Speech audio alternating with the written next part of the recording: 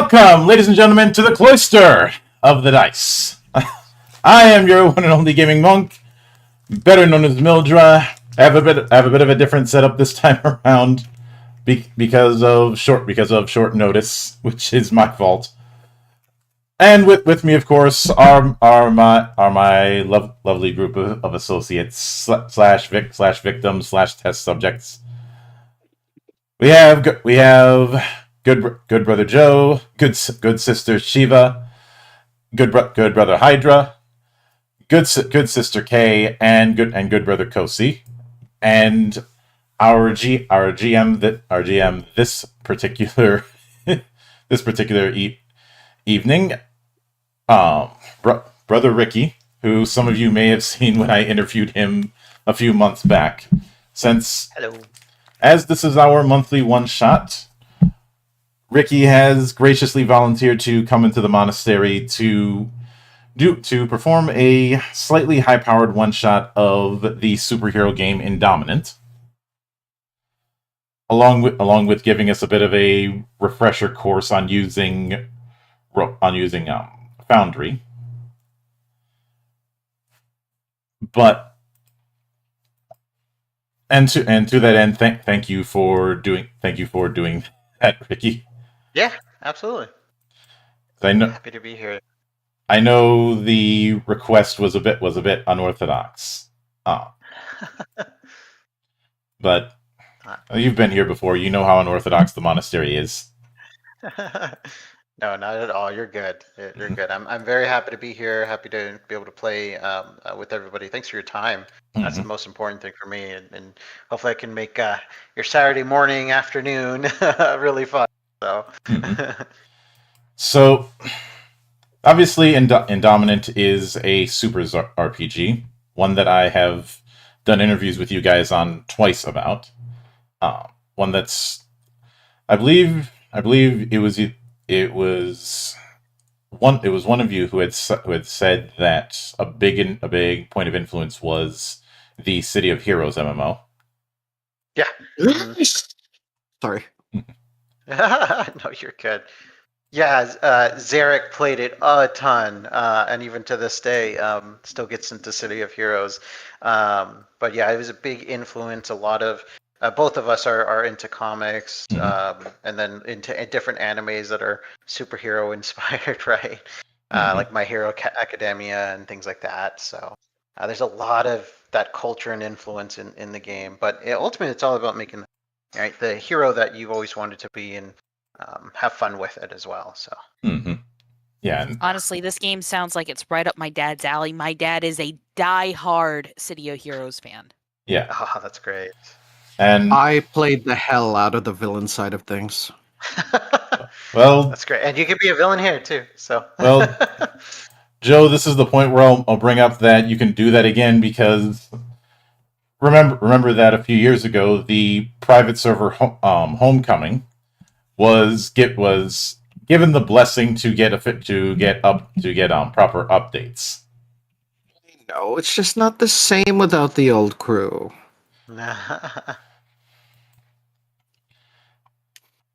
All right. Well, with that, we've been kind of just reviewing some rules offline here. I think as we go on the stream, we'll be learning as we go. So, and I am happy to do that. I love talking about Indominant, obviously. So. Oh yeah. So as I often say in these one shots, tell us a story. Yeah, absolutely. And I'm not sure, Mildred, you're streaming the screen, right, of like the tokens and everything, or? Yeah, I'm streaming. I'm streaming from my perspective. If I was GMing, I wouldn't do that. I would more likely have Kay do that, like we do normally, because I don't want to give off any spoilers. No worries at all. Okay, so with that, I'm gonna move all your tokens somewhere else. You should be able to see your token at least. You won't be able to move just yet. I paused the game. But yeah, everybody over here. Everybody see their token? Oh yeah. Yeah. Great. I'm amused that Soren is named character. Oh, I've got to update the token. Foundry is fun. My name is no longer Serena. I am character. There we In go. my species, character is a fine name. Fantastic. Cool. So I'll dig into a little bit of where are you doing. So real quick, fire and destruction, buildings are crumbling around you. You are in the middle of a city under a heavy invasion from a deadly attack of off-world invaders. You make your way through the fire and smoke and hear something approaching in the distance. Giant boom, a large crash as over to, if everybody zooms out, over to the side, you see this ship crash, and you should be able to see the lights there, I hope. And coming out of the actual ship are first this kind of giant, probably 10-foot tall, almost robot-looking creature. He's got furs on him as well, and has a massive pike. And he begins to drum some war drums, as outpouring from there are a couple other ones that look just like him, with massive shields and huge guns. And they start shooting everywhere, shooting all the civilians and everything like that. And then right behind that one comes another kind of a robot-looking thing, but this one looks more like kind of a shamanistic. It's got huge feathers and massive robe, but all different cybernetic implants and parts as well. With that said, you see them taking on the civilians and so on. They have not noticed your approach at all. As superheroes, what do you do next? 3-point landing. Nice. Watch the knees. I heard that hurts the knees, right? Nah. So in this, since they don't necessarily see you, you could always try to go around a bit and try to ambush. Serena's a hunter, so she can actually camouflage as an archetype ability, and even sneak up, get close, and then everybody else can pounce. Or you could just go head on. Up to you. So, Let's see. really quick, when something says ranged, it doesn't tell me like how far the range is. Ooh, good point. Yeah. That is because So- there was a range stat in your basic combat stats. Yeah, exactly. Yeah. So right in the middle Got it, of got it, page got one it. of your characters. Yeah. I see it. Yep. And then for Indominus and for Xiaohu, you guys are more melee focused, and you have more melee powers, and it's because you have short range. So anything that says ranged attack, if you are right in front of them, you could do it as a melee attack, just so you know. So. Yeah, good. Firing into melee, except you don't get screwed over. Yeah, exactly. Like there are still ranged attacks you could do if it makes sense, but it's like Captain America can throw his shield pretty far, but it's not like and you kind of like Green Arrow or somebody shoot.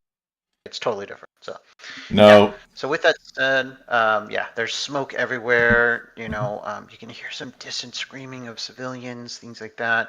But yeah, there's a fire breaking out to your north. Is Leroy Jenkins an option? Leroy Jenkins is always an option. But He exists in this universe too now. So yeah, you could rush in. They would probably immediately see you if you're kind of yelling at them. So I think I am going to rush in to taunt so that the focus is on me while everyone else takes the indirect route. nice. Yeah. Okay. So, There's some walls here in the rocks, so if you get caught, that's all that is. So just let me know. there's no order to anything yet because we're not in Not yet. combat, You're not right? in combat, so you can kind of set yourself up. Excellent. Yeah. Are there any civilians in immediate danger? Unfortunately, it looks like they put down the civilians here to the north, but there's no other civilians right now. Okay. Well, that's good. Well, it's not good that they were taken down, but you Right. know. This building looks like a coffee shop that's been kind of evacuated. There's nobody running or scurrying in that building. So if you zoom out and you left click, you can hold down the left click. You can tell me like, oh, hey, look at this, Ricky. Like, what is this? You know? Mhm. What's this? What's this? Yeah. All right. So if I'm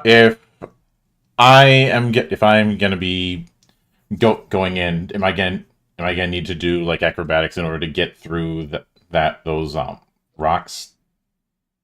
Or I can Depends. just- You could say, hey, I'm gonna kind of sneak through, and I would make you do a sneak skill check. I'm not which is- sneaking. I'm going straight in Okay. and taunting. You're just going straight in? Yeah, no. I would say you could just go ahead and do it then, and you'll be fine. These aren't giant rocks. They are, probably 1 unit or in real life 5 feet tall. It's not terrible to climb over, but yeah. Yep. It's just enough for you to not be seen Oh, immediately. So So with I can Xiaohu- shoot over them easily. Got it. Yeah. Yeah. So with Xiaohu running in, I'll pause the Mhm. game real quick. Where's everybody else at? All right, Yep. where does everybody want to kind of get started to back him up, so to speak? Okay, I'm gonna go around the rocks. Okay. I'm doing the same. And then let's see. I'm gonna be on the rocks. How many Nice. units can I move?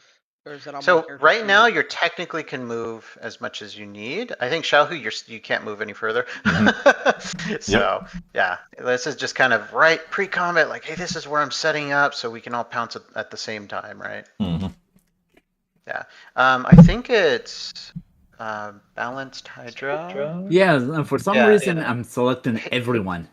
Hit on your keyboard, hit escape on the keyboard, so you'll deselect all tokens. And then just select the one token that you want. You should also be able to deselect by clicking anywhere away. Mhm. All right. So let's see. Okay, and Hold on, let me just reload. Okay. Serena, for you, on the right side, you see this rock I'm clicking on? You feel like you're very well hidden by that. It's probably 8 or 9 feet or about 1.5 units tall. So.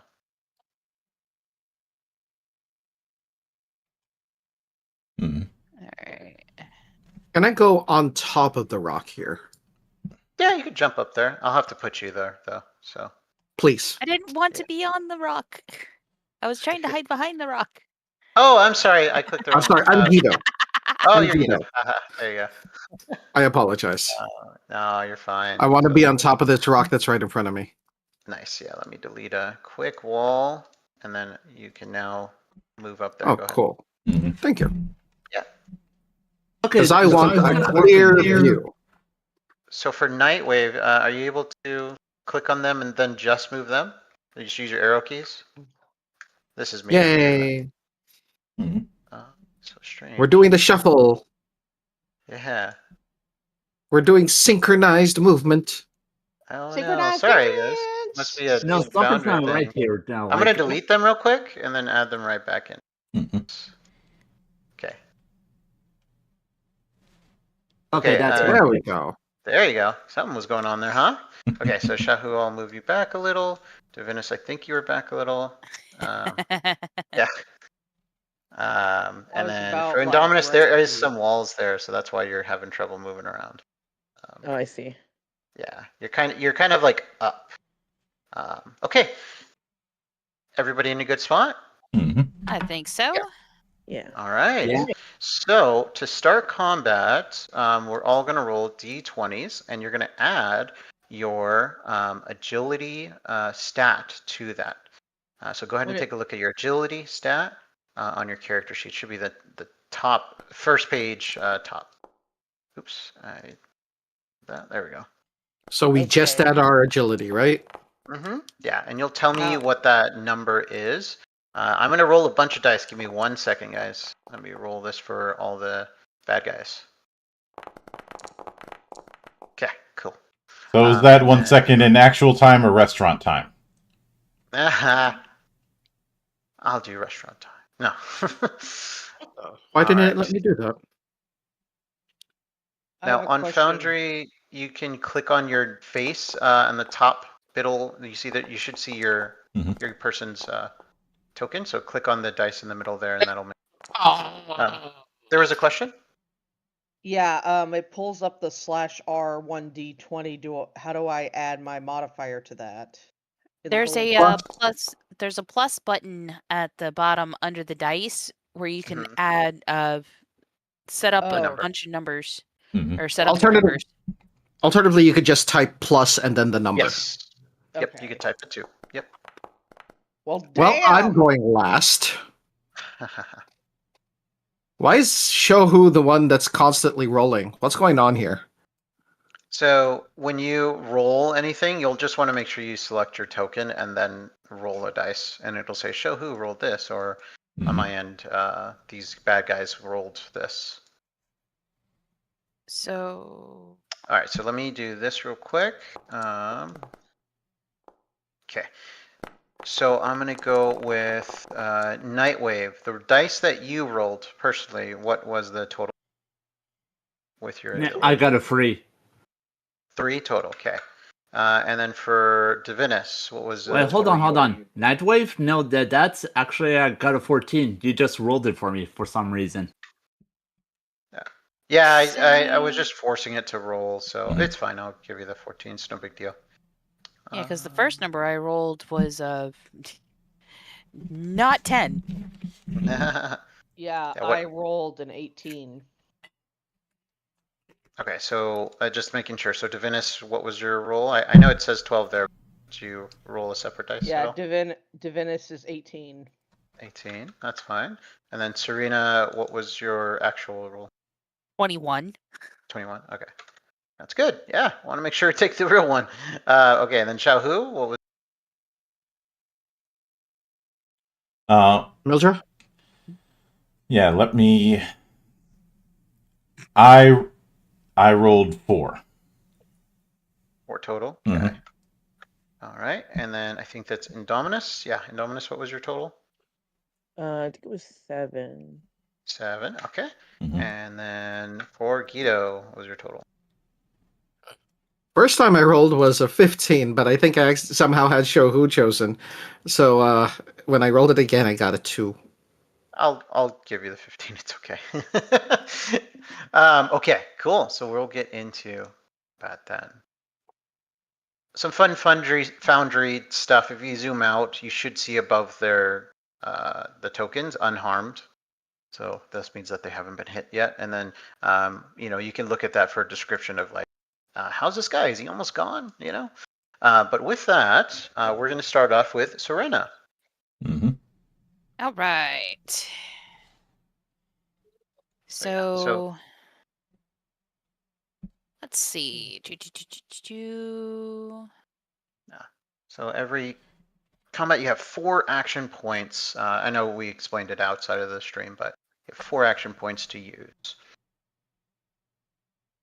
All right. Camouflage. Going camouflage will take up 1 action point, correct? Mm-hmm. Yeah, because I think that for you is a minor, right? No, it's a main action, so it takes 2. Yeah. Mm-hmm. All right. So I'm going to go camouflage, and then I am going to. Nice. Let's see. I need a ranged attack.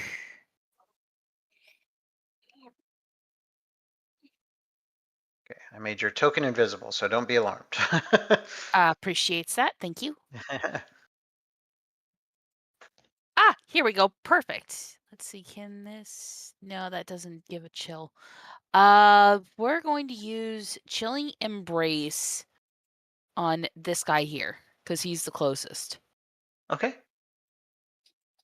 Great. And then, for Chilling Embrace, what does it do for you? I know what it does, but just... It says make a variable attack, dealing 1d4 plus damage modifier. Target receives 1 stack of chill regardless of this attack succeeding or failing. Nice. But So, because of my tier 3 talent, Sudden Frost, my camouflage archetype ability now also causes your first range attack made from camouflage to have a +2 attack modifier. nice. Great stuff. Also, because you're attacking from invisibility, you're going to gain a stack of dominance. So In Indominant, dominance means that when you make an attack, you're going to add an additional dice to it. And if that dice plus the d20 equal above 20, that's a critical hit. Nice. So the one stack of dominance, because you're invisible, is a 1d4. So a d4 plus your 1d20 and all your other modifiers. So yeah,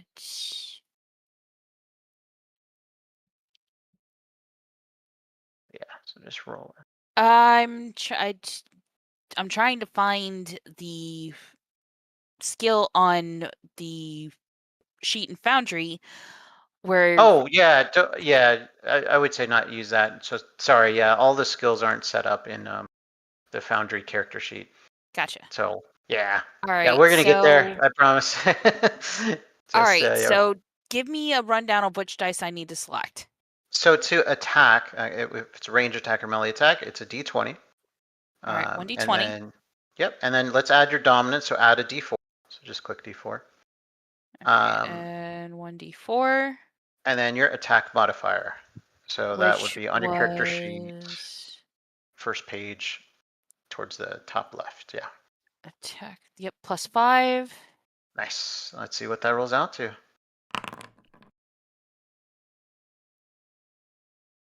Oh, and then you rolled privately, so I don't see it. Oh, sorry. That's okay. 23. I don't see. 23. How did that roll privately? Yeah, so it's a Foundry thing. Above your dice and above the little chat box, there's like a globe button. So if everybody wants to hit it, just so everybody. Yeah. Gotcha. Yeah, I can't see it now, but your D20, if you click on that, is a D20 plus a D4, is that above 20 on its own? It's the I already clicked off. Do you just want me to re-roll? No, it's fine. So let's say it's a total of 23. So no, it was I just clicked on the roll itself. The nice. D4 was 2 and the D20 was 16. So no, it does not break 20. Okay, gotcha. So it's it not was be a the modifier. It was the modifier that put it over 20.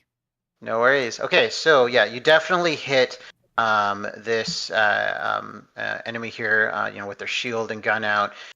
So go ahead then and roll your damage dice. So I think you said it was like a D4 or something. Let's see, my damage mod is +3. And 1d4, yes. Nice. So 1d4 plus my damage modifier. 7. Sweet. All right, so 7 damage to him. It is noted. And then we are going to put some chill on him. So, oops, wrong one. There you go. Chill, so daddy. gain the stack of chill. If you look at the tokens and you right-click them, you should see kind of like that little icon of like mist. So for you, that's going to be chill. And once that gets to 3, they are frozen, which is going to be very bad for them, very good for everybody else. Nice. Yeah. Cool. All right. So you use your main action and your other power, I believe. So I think that's all your AP. I think that was. Nice. All right. Then we'll go to Divinus. I'm going. I have a question. I'm a little confused as to how to calculate range. Okay. My range is 10. I didn't Sorry, guys. My range is 10. Yeah. So top left corner for everybody. Go ahead and click on that token control. It's like that human figure looking thing, and then click the ruler. That's right there. It's called measure distance. From your token outwards, right, you can draw a line. And for the sake of simplicity, we just use Foundry's calculation for, horizontal and all that. Yeah. I right click on my token? Top left. Top left. The little person thing that says token controls. It looks like a person. Oh, those little things at the top. Okay. Yeah. So after you click on that, click on the ruler. Okay. And then you'll be able to left click and drag from your character in order to do the line that you've been seeing. Damn it, sorry. So far left of the whole entire screen. Oh, okay. Measure distance. Yep. Okay. Yeah, no worries. Yeah. Because So a little token I want to control. cast something on Xiao Hu. Yeah. 7 units. Yeah, he's in range. Perfect. Yeah, and then you'll have to, if you ever want to move your token after, you just got to back to the token control top left and hit the square thing. That's a like selector. So, but anyways, that's if you want to move. Cool. What were you going to cast on him more? Invigorate. Nice. Cool. Yeah, just read that out for him and show who's going to be You buffed can up use a a little bit minor here. action to invigorate an ally within range for 1 turn, which increases their action point total by 1. Awesome. Just Shahu, and your beginning of your next turn, right? Make sure you have 5 AP to use, especially because you're up close and personal to him. So All right. nice. So do I need to roll something? No, not for that. It just happens, and it's somebody in range, so you're set. So that's a minor action. So now you have 3 AP left to use. Mhm. You can use another main action. You can move if you want, and then use a main action. Kind of up to you. Can I do another minor action, or am I limited? Yeah. No. You can use as many minors as you want. Movement is the only thing that's like limited. It's going to be not limited, but rather it's going to cost you more the more you move. So, but yeah. I'd like to invigorate Indominus as well. Okay, great. Yeah. So, and for invigorate, you have just a limit of how many you can do in the entire encounter. So, yeah, 3 times your rest. Mhm. So, Rest is like the next turn, right? no, No. it's outside of combat, actually sleeping. So, Okay.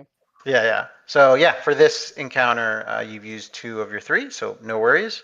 And Dominus, you got extra AP at the start of your combat. Sweet. Okay. All right. I think I'm gonna stay put. Okay, yeah. You can do what's called a hold action. It doesn't come up super rare, but if you have 2 AP left, you can say, hey, I'm going to hold my action. I'm not going to move, not do anything. The next turn, you have 5 AP. Okay, cool. I'm gonna do Nice. Alrighty. Cool. All right. Xiao Hu, the guy in front of you, not directly in front of you, but right here, is moving, but he was just attacked by Serena, and he's not sure where that came from.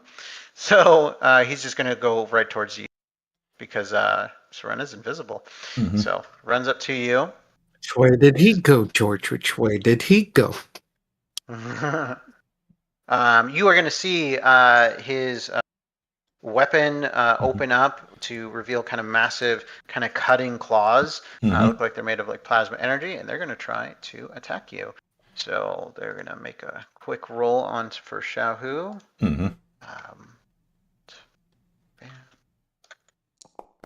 Okay, so these plasma claws come crashing down, and a total of 22. So Xiaohu, your defense, what's the number you have? 17. Okay, so we are a beats it system. So for attacks, you have to beat the defense. So it looks like 22 beats that defense. So some damage is coming to you. If you have reactions, you can use those too. Let me see. I do Nice. have one at tier 3, so it's going to be a bit pricey, but I can use it. That is Mouth of Hand Strike. Nice. When an enemy in melee range attacks you or an ally, immediately strike the attacker, dealing D10 plus damage modifier damage. Nice. Okay, cool. So I'll roll this damage to apply to you. So you're gonna do 14 damage to Shahu, and then you're gonna attempt an attack right back at me. And then for Foundry's sake, you could right click your token and then hit your health and just do minus 14. Yep. There you go. You got it. Cool. Yeah. And go ahead. So I'm doing 1d10 plus 2 back. Nice.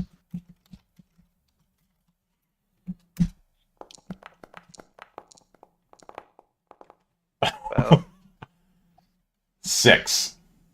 numbers count. I barely avoided getting 1. So you take that hit, it kind of rips across you, but right on your like hind leg, you're able to force back right at him and hit. Mm-hmm. So good hit. So with that, he's moved. He's done that. You're going to see right after you hit them that they're going to drop a kind of shield on themselves. Mm-hmm. So they're going to add some shield points to themselves. Shield points basically work as additional health, if you will. Mm-hmm. If something says penetrating, a damage is penetrating, it blasts right through your shield. So, Yeah. but yeah, so it's going to add some shield real quick and end its turn. Let me just add the number.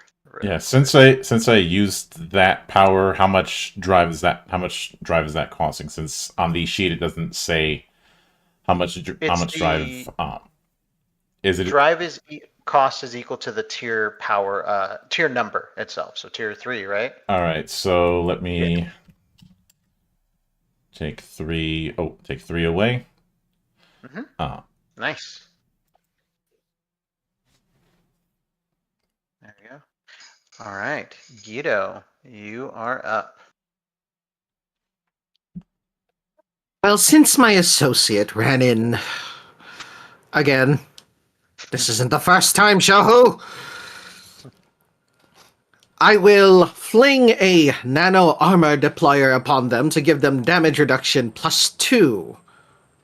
Nice. Throwing an item uses one action? It's a main action. Your power. What's It's a main. No, it's not the power. It's an item. Oh, it's you're in my straight inventory. Up using an item. Nice. That's great. Yeah. Yeah, it's a minor action to use. Yes. Minor action to use. Yep. Mm-hmm. So you toss it.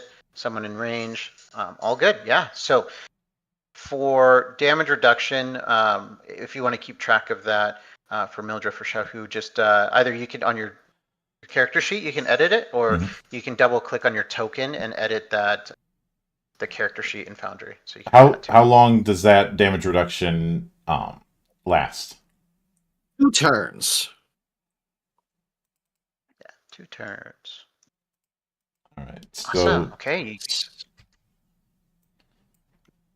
And with that, I am also going to activate minor ability with my shield generator, also on Shohu. Grumble, grumble, grumble, giving them 2d4 shield points. So let me go ahead and do that. Nice.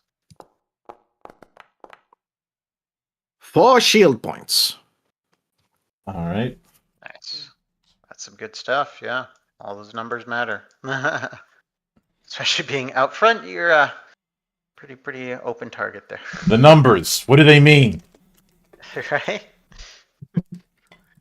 And it means you have 4 points of health that go away first before you actually subtract from you. Yeah, I know. Mm-hmm. Oh, okay, cool. And finally, Serena disappeared. Where'd you go? I'm right here. Click on them, or else you won't be able to see them. Yeah, and I had to click away. Hold on a second. I'm clicked on them. No, you're good. You're good. Oh no, not you. For other people, they have to click on your image at the top of the thing, or else they won't be able to see you. Mm-hmm. Only other thing I can do, because of how my drive works, and I have something I want to do next turn. I shall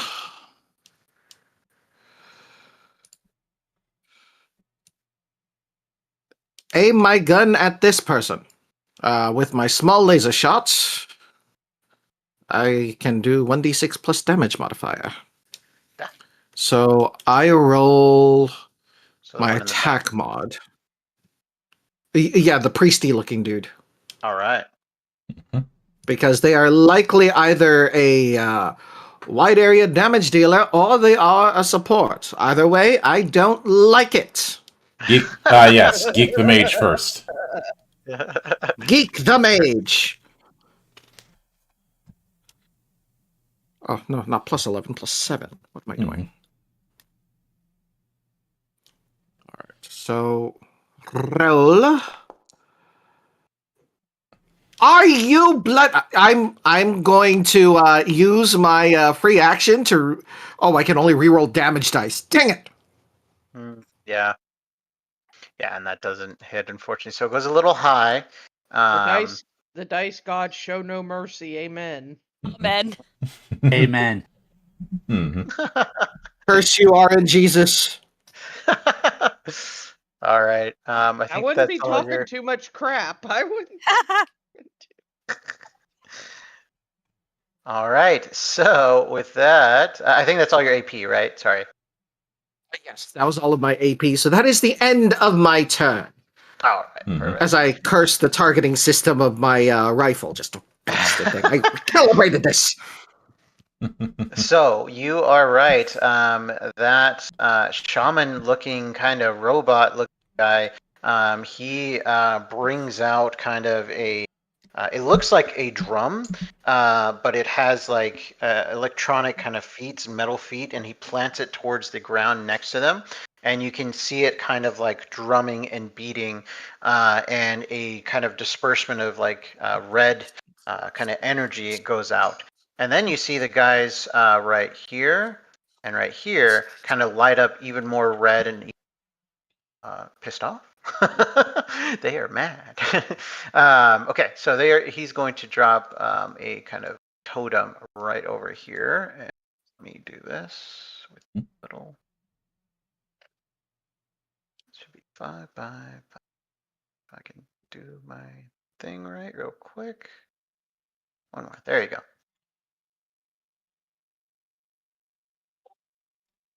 Okay, and just move it over a little bit. Okay, so all of them are a little bit more stronger, and then with that, he is going to, I think, retaliate against the little green man. So yeah, he's going to aim right towards you, Guido. And you can see his arm transform. You see his arm transform into kind of circular plasma energy stores up, and it's going to try to shoot out at me. So let me do this. Bam, and so. You guys see my my dice rolls, right? Yep. Yes. Nice. Okay, Yep. total of 19. Does that beat your defense, Guido? Considering my defense is an 11, yes. All right. And then this is going to be penetrating for you. So it's actually going to go through your shield. Oh, one number too much. Boop. And that would be there. Okay. Okay, so this blows past your shield itself. 11 total damage to you. I mean, And I that- don't have a shield. I gave it to Show. Oh, I thought you. But, I thought you added one to yourself. Sorry, my bad. no, I gave it to the dude who's in the front lines. So. Ah, okay, you get both of them. Cool, cool, cool. Mm-hmm. Okay, that one's turn is done. Nightwave, you're up. That's weird. Right, I can't right-click my token. All right. Right, so I'm gonna stick where I am, and I'm effectively gonna go ahead and utilize. Hold on. I'm actually going to go ahead and use a teletoss today on the. Okay, yeah. So you pick up some rocks, using your telekinesis, and toss it over. Perfect. Right, because of who I am, it says that check type intellect. Yeah, yeah. So you're gonna make it think that it's getting hit by this, which is just great. Okay, so you kind of peer Illusions, into its understood. mind. What was that? Sorry. Illusions. Fun. Haha. Yeah. Okay, so it's gonna make a quick check then. A total of 20.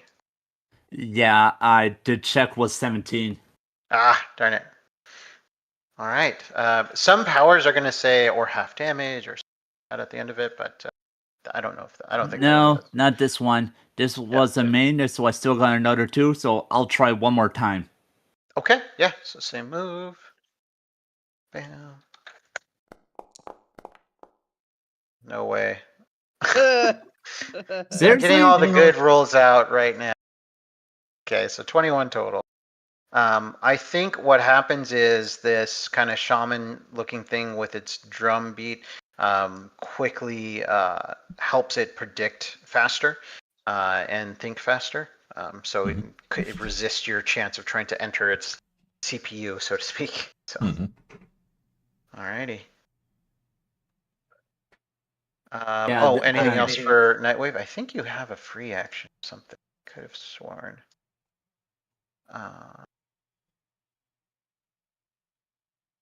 Just healing, but yeah. So you have a healing ability that's a free action, but I don't think anyone's really hurt around you, unless you want to pop it for Xiaohu. So.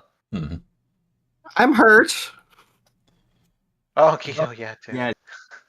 Yeah, I think I'm gonna go ahead and heal Guido. Okay. Awesome, yeah. So there's a free action, and those can take any time during your turn, free action. But yeah, go ahead and roll the dice for that.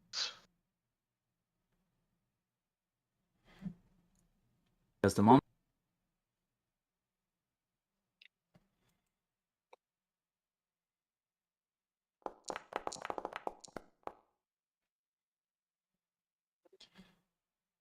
And you heal for 15. Nice. Back to full. There we go. Thank you. My turn is completely pointless now. My turn is. Now, I mean, you can just heal, a backup healer, not a main healer. Yeah, I was just like trying to maximize your actions. That's all. Okay. Also, so Shogu's still damaged. I'm the only one. I'm the only one that got healed. So on top of the ship there, all of you would be getting like bleeping alerts from what we call a mend device that allows you to kind of communicate with the internet. It's a futuristic cell phone, but you see it and you see it recognized as Tuzi, the Vilorn leader. These are Vilorn enemies. But with that said, he is going to. Right there. So he is going to bring up this kind of launcher and shoot it up in the air, and he's going to drop it right on Xiaohu. I believe that's closest in range. Yeah. So he's going to drop it on you, and we are going to have Xiaohu go ahead and make a might check. So D20 and add your might stat to that. Let's see if you pass or fail. All right. Let me. If other people were there, it would be dropping it on them, but you're closest. Wow. Just need to check something. So it looks like I'm not adding anything to it, so it's just a straight might check. And 12. All right, so with that, it is going to immobilize you. It did not pass.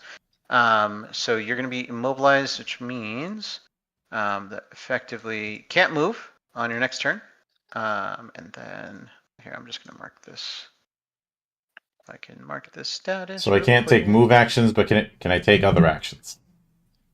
You can, but attack actions, you're going to make them with weakness. So it's going to be harder for you to hit anybody, and it's going to be easier for them to hit you when their turns come. And they are going to come. Okay, so with that, since you are immobilized, can't move and take some extra damage, it is going to take its halberd-looking thing, charge up some energy, and kind of like throw it at you. But he's throwing the energy at this plasma-like spear at you.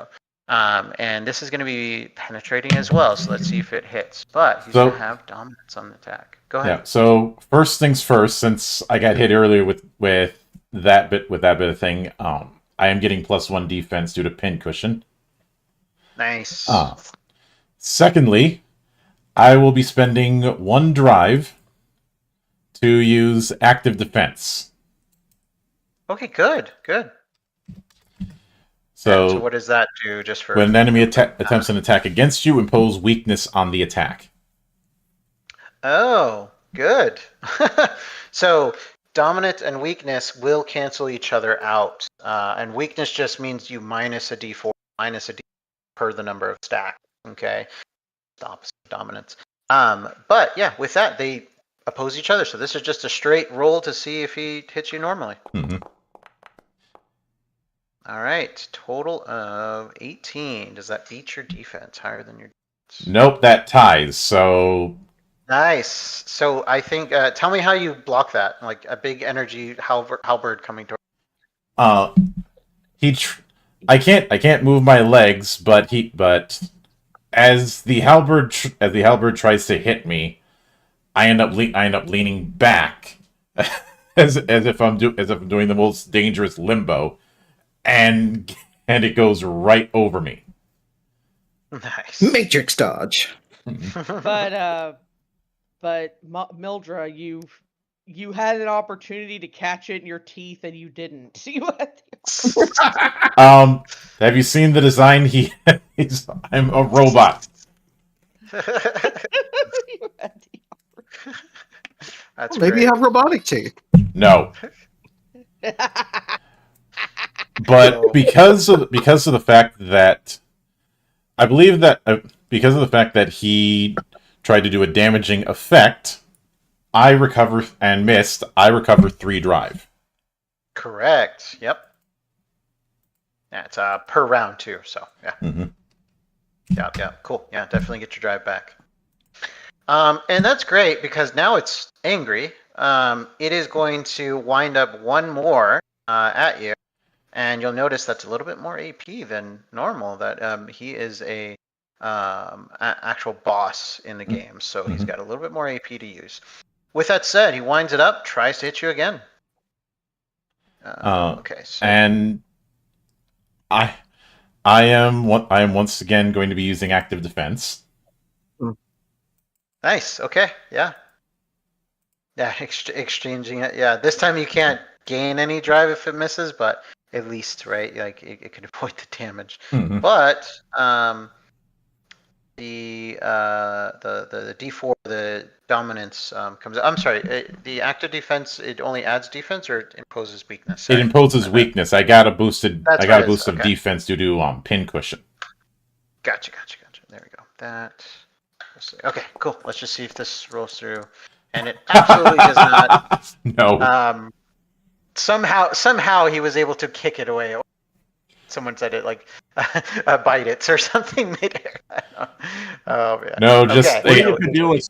Or you could do a Street Fighter free parry. No, this was a slight dodge. Just move the neck a little to the side. Yeah, you're like, come at me, bro, kind of thing. That's awesome. Okay, Indominus, you are up. Now you're a little far away for someone kind of melee focused. You may want to get in, but up to you. What do you want to do? Yeah, I'm planning on moving in. Nice. I'm not sure.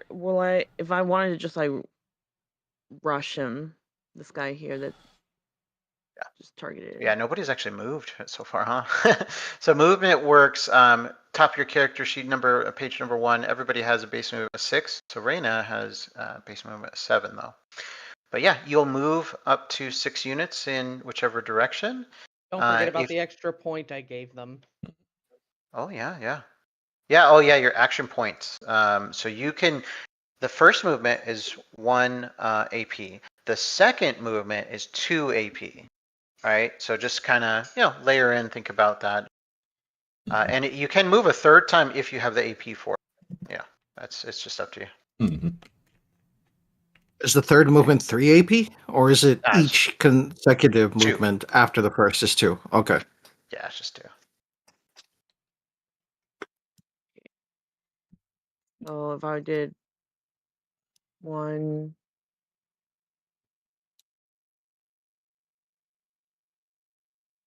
Like, would I? Is this as far as I would be able to move up? Mm-hmm. 1 more, because it's 6 movement. Yeah. Okay, so Yeah. I'm still not really in range yet. If you should have, I think, one ranged attack that you could still do. It's up to you. Sure. If I can attack from here, might as well. Yeah. Let me see which I think one. Dominus has one. Let's see.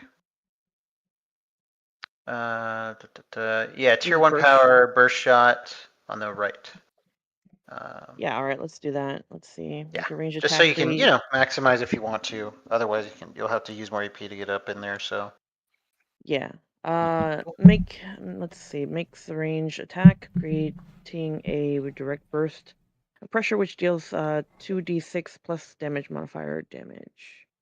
yeah, awesome. Yeah, who's your target? And then you'll just roll your d20 plus your attack modifier.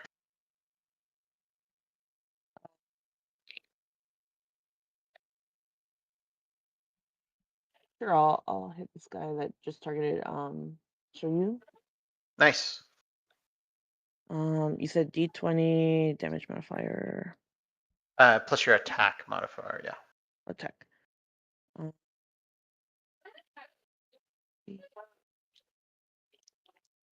Shahu, you're up in 2 turns.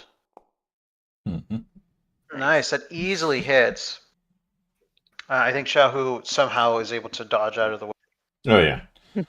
Very precise shot with the 19. He still makes Okay. it sing when I decide to come in. Mhm. Yeah. So cool. Yeah. Roll your damage. Oh, Wait, what am I rolling? Your damage, 2d6 plus damage modifier. 2d6.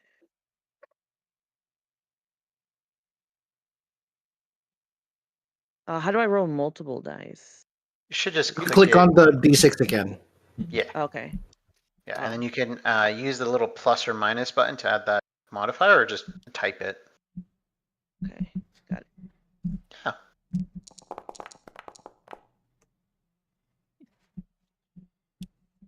Seven. Nice. Okay. So easily enough, that goes through. They are looking a little bit beat up. So yeah, good hit.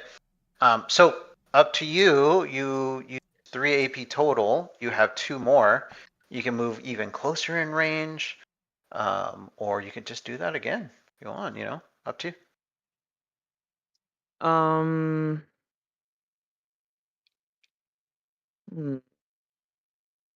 gonna get my guard up just in case. Yeah, absolutely. That way, next turn I have a 2 damage reduction. Nice, yeah. In case he decides to come after me. Yeah, our bruisers are all about taking the damage, because they have a very high damage reduction. So yeah, good stuff. Cool. Yeah, on the character sheet in Foundry, you can double click it and edit the damage reduction, or just keep track of it, right? Yeah, I got it. All right, cool. I think you got 1 more AP left if you want to try to squeeze anything in. I don't know. You got too much more though. No, I don't think so.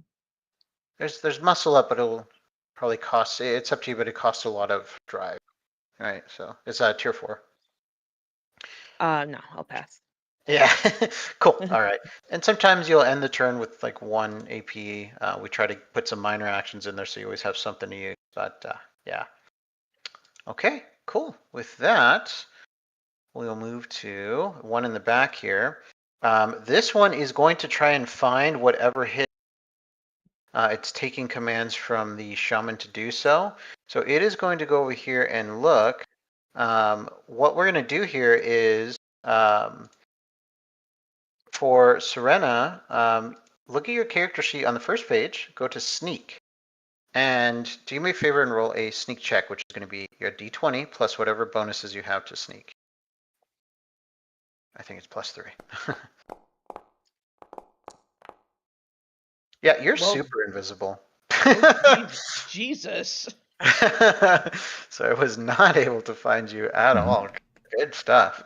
We should change your name to Waldo. Nice. Or Carmen. Yeah. Fair enough. There we go. All right. So that was a movement then. I think then it's going to just. It's going to put on a shield for itself. And then it's going to end its turn, but it's going to give itself extra AP on its next turn because it's going to hold its actions after.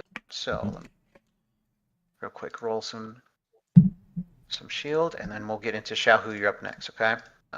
Doesn't Xiaohu have an extra point? You should. Yeah, I don't think He you've does. gone yet, Xiaohu. Yeah. Nope. I haven't gone yet, so I will be starting this with 5 AP, which is going to be good given what I have planned. Nice. Since just gonna say I can't move. I can't move. I can't move. It's just to the end of this turn. Yeah, but given my position, I don't think I will need to. So first things first. So gonna see how. Let me see how much space I have. You also fail automatically agility check. Somebody forces an agility check on you, okay? So when you're immobilized. All right, so I need to try and make a. Okay, never mind. It's not letting me do that.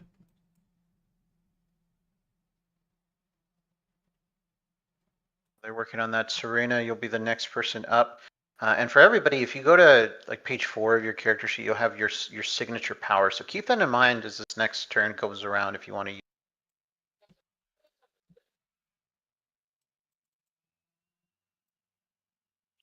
Okay. Who doing? He's measuring and stuff? Oh, snap. I'm trying to measure a 5x5 area centered on me. Oh, okay. Yeah. Yeah, that left angle measure on the left side, those controls, and then the square. Yeah, you had it right. I think you were doing it right. And then if you want to move it, you once you place it, you would then on the top left corner grab the icon. I think that's a 5x5. Yeah, that looks about right. The red one is a 5x5. So if you want to refer to it for a template there. That looks like 6x6. Did I screw that up? I'm sorry. No, you're good. Yep. Yeah, sometimes it's a little wonky, you know. But yeah, you're trying to hit the guys around you. It looks like. Yeah, and hang on because I ended up making.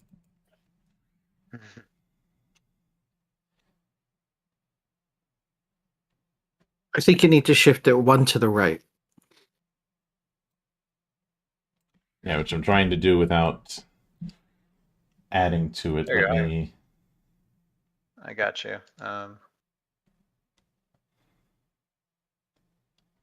Here, I got you. Right there and here. So this is centered on you. And then, do you want to move it at all, or is it something that's just centered on you? I was doing that as a reference because the first thing I'm going to be doing is spending 1 AP to use improved taunt. Nice. So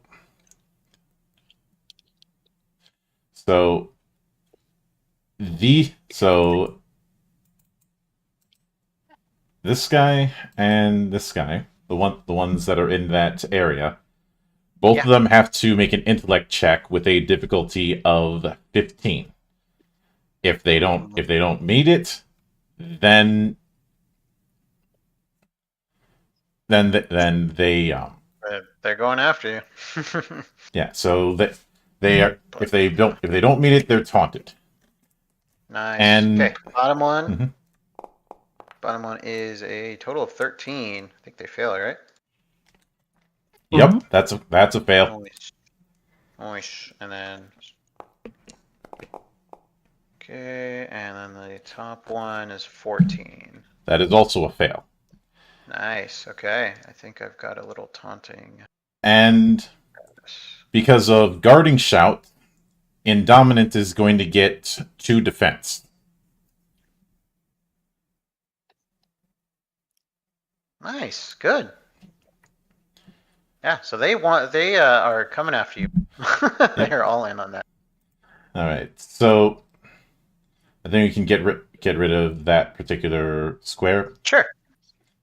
So I do wish I had a way to add in key as a tracked gauge. Right click on your token, and then there's the second thing on the right side. It's like a guy with like aura around it, and then at the very bottom, it looks like 3 rings around a person. Just click on it like multiple times.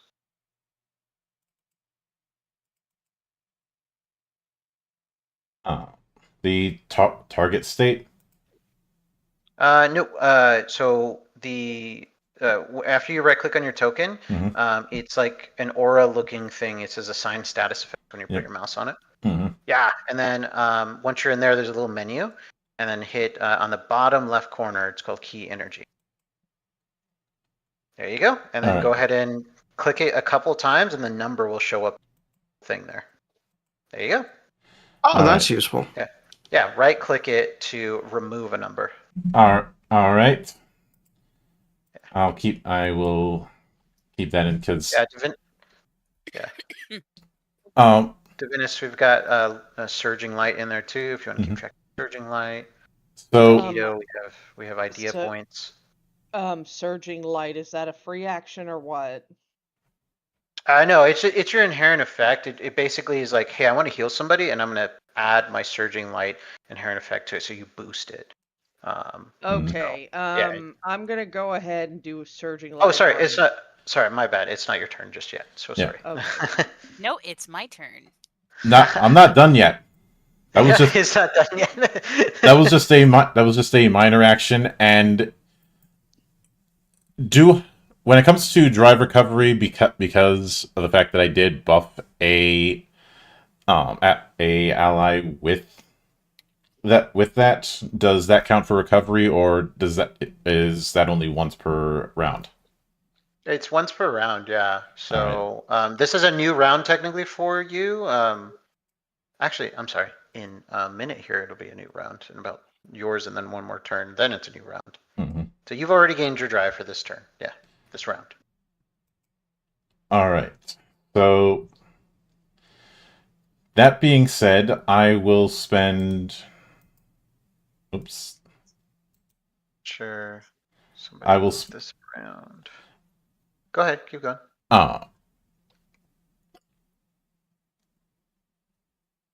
I will do one more minor action to use Embolden to give myself an Indominus 2 damage reduction, which is going to stack with the damage reduction I got earlier, so I've got a total of 4. Nice. Okay, ignore this roll real quick. There you go. Now it's in the right order, and then I'm not sure if somebody clicked on removing the U from combat or something. Yep. I don't know how that. And I will spend all 5 of my key points to do the fully empowered version of Kara. Nice. In that Kara state. Right. So, since that's going to be for 2 rounds, I'm going to see which would be a good one to use for that.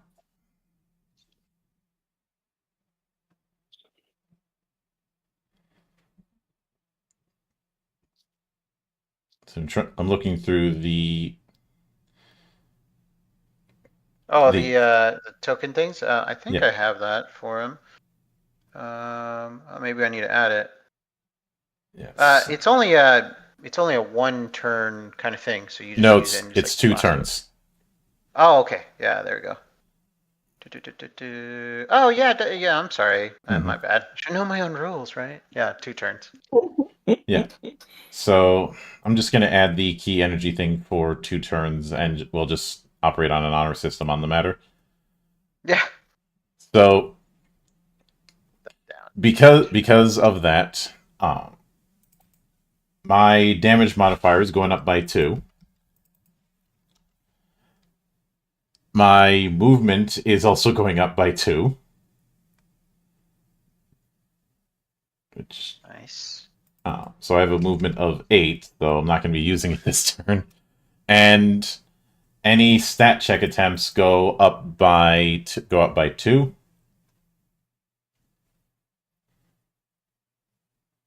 So I'll just have to keep that in. I'll just have to keep a note of that. And Indominant, because I used Kara, you get a +2 damage modifier. Could you put a 7x7 square so I can see who's getting the damage modifier bonus? Yeah, let's do. Bam, bam, bam, bam. So I feel like it's large enough that Indominant shouldn't be the only one who gets it. Centered on you, right? Yep. There you go. One more. There you go. Okay, so it looks like it is just Indominus. Just him, yeah. So Indominus, you are getting +2 damage for the next 2 rounds. So that's. So I'd say I've got only 2 AP left.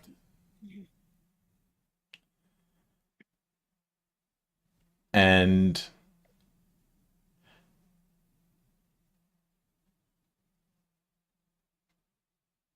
I think I'm going to use that and spend 4 drive to use Key Burst. Nice. So instead, after getting hit a few times, he decides to just gather a bunch of energy and do a big repulse of energy. This is on a 5 by this is a 5x5 area centered on me. Any enemy that's in that area has to do a durability check, and it is 16 to pass. Actually, hold that. Actually, scratch that. Because I have Kara active, it automatically hits. Nice. So all of them are getting auto hit.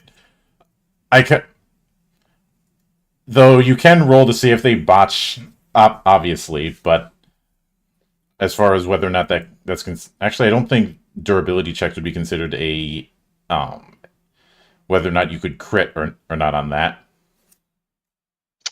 No, it doesn't count for crits. So it's basically they'll fail all the checks against it. So, all right, so basically, you're Super Saiyan Mildra. Yeah. The inspiration is for sure DBZ. Yeah, and martial arts and key energy. Yeah. So that's 2D. So that's 2d6 plus 4.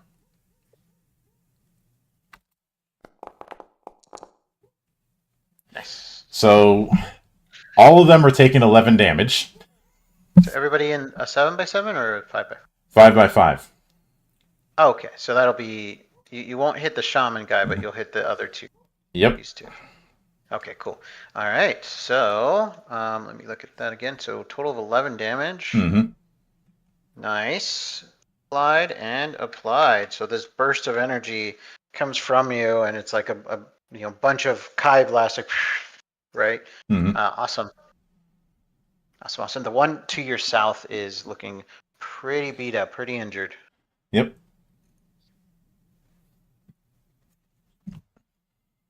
Nice. All right. Anything else in your turn?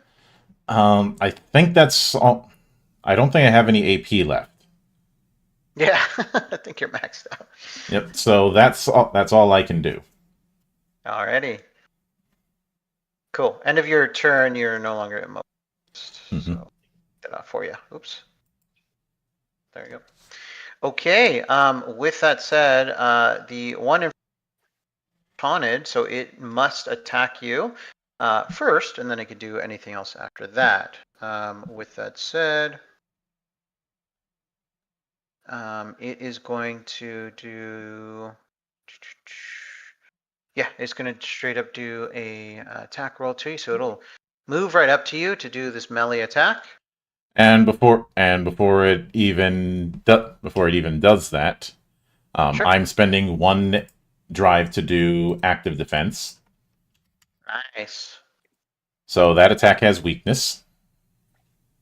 This one. Okay. Let me add the right numbers because it's got a little bump here. But yeah, I'm going to be minusing a d4. So let me roll this first. And d4. Yeah, so super fail. But with that.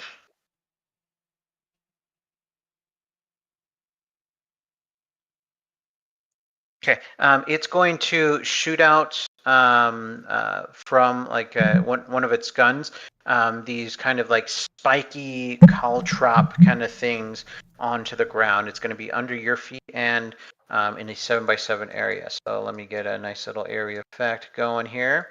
This will be in play for 1 turn. And when you start your guys' turn next round, it is going to be there. Mm-hmm. Bam. This way. There we go.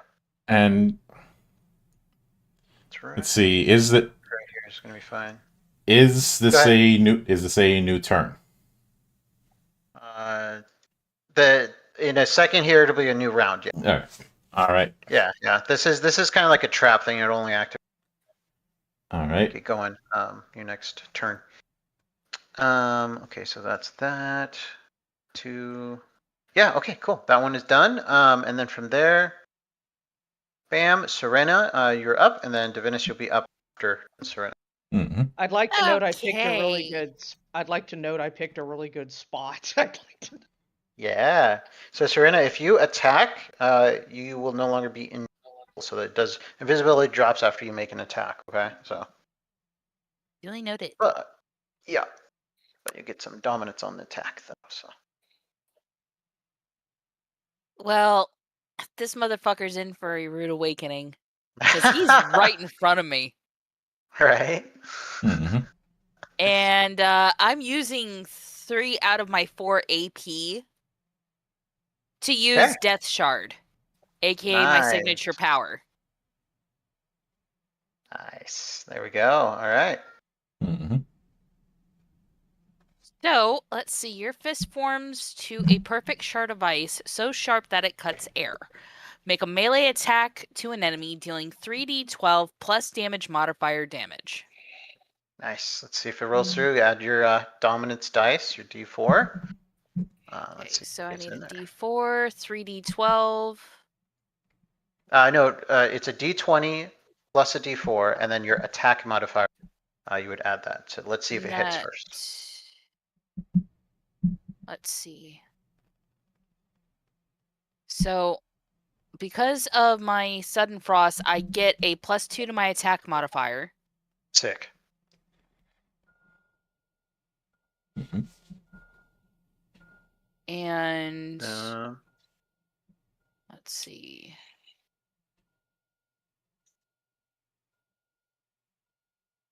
And if I'm hidden, invisible, or unseen, and attacking with dominance, I can perform a covert strike on a successful attack equal to 4 plus half agility. Yeah. So let's see. So you want to, so yeah, you want to see if we hit first, and then you can do it's +5. covert on that successful attack. You just add it.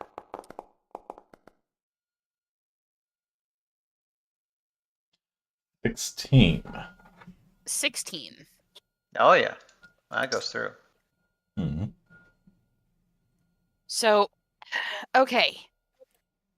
Seeing as that how that's going through, let's run down the list of dice again.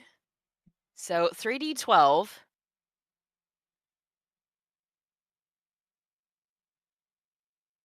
Ba, ba, ba, ba, ba, ba.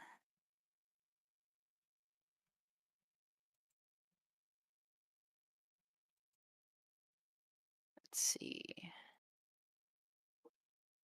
And then 4 plus half agility. So 4 plus 2 or 4 plus 3 because my agility's 5. It's rounded up, so you do half, and then you would round it up to numbers. So plus 7. Yeah. Mm-hmm. This is gonna hurt. It's supposed to. Real bad.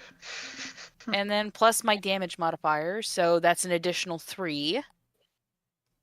So that's 3d12 plus 10. Nice. Yeah, so at least 13 damage out of the gates, at least. Oh, look at you. 37. In a row? You're God nice. damn it, Monk. I regret nothing. Your your attack roll. You rolled a d12 for it. You needed to attack with a Oh, d20. shit. So Shit. let's just roll a d20. I just want to see if it's a d20 plus a d4 is going to equal to 20, because then it'll be explosive. It'll be a critical hit. So let's just do that. Roll a quick 1d20 for me.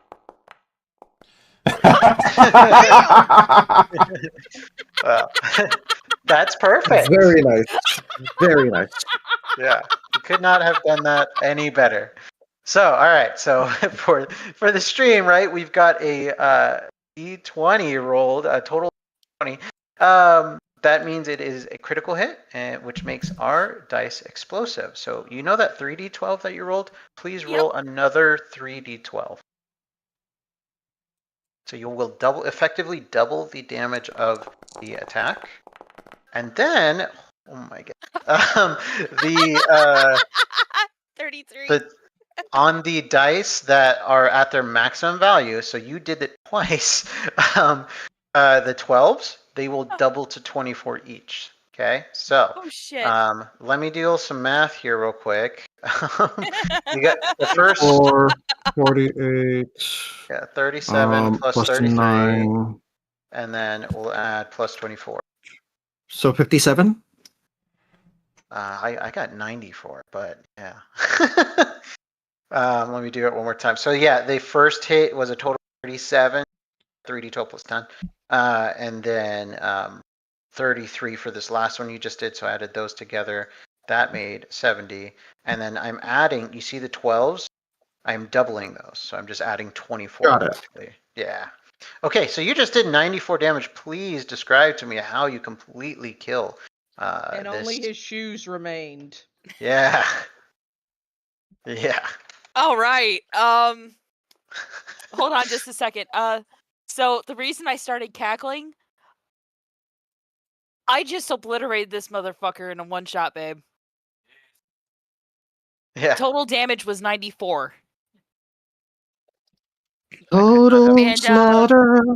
Lined it. That Total could not have lined up better. For everybody not familiar with me, my husband, the Shades, is actually sitting behind me. So he sits less than 5 feet away from me. So let's see. In regards to describing this absolute obliteration. So Serena is in full stealth. She is hiding next to that piece of rubble when this sentry walks up. And slowly she pulls herself into an absolute not into an absolute, into a crouch. And she starts prepping Death Shard. So I get it. Serena gets it to a decent length and then surges upwards from between their legs, effectively splitting them in half. Nice. Yeah. Yeah, and that deadly shard is pretty deadly. So that's fantastic. Yeah. easily enough rips right through it. It is off the battlefield. You have 1 AP left, though, if you want to do maybe move. I am gonna find somewhere to hide. There you go. Hit and run. Yep. Let's see. One So unit if you want, right about here should do it. Yeah. So you can do on turns. You could do free actions that are skill checks. So if you want to say, "Hey, I want to be sneaking here," or like hidden, right? You can tell me that, and then we'll make a quick sneak check. So do you want to All do right. Well, that? let's do a sneak check. Yeah, because your dice are hot right now. Let's see if we can press the luck. No, just kidding. But yeah, go ahead and roll. No, ask everybody and ask Monk and Shiva. They've seen how you know, I'm gonna shut up because I'm gonna jinx myself. I won't say anything until after the stream. Yeah, you do that. Yeah. Look at your character sheet and then look for sneak on the skills on the right, and then there should be like a +3 for 14. first one. Yeah. Nice. Yeah, you are hidden.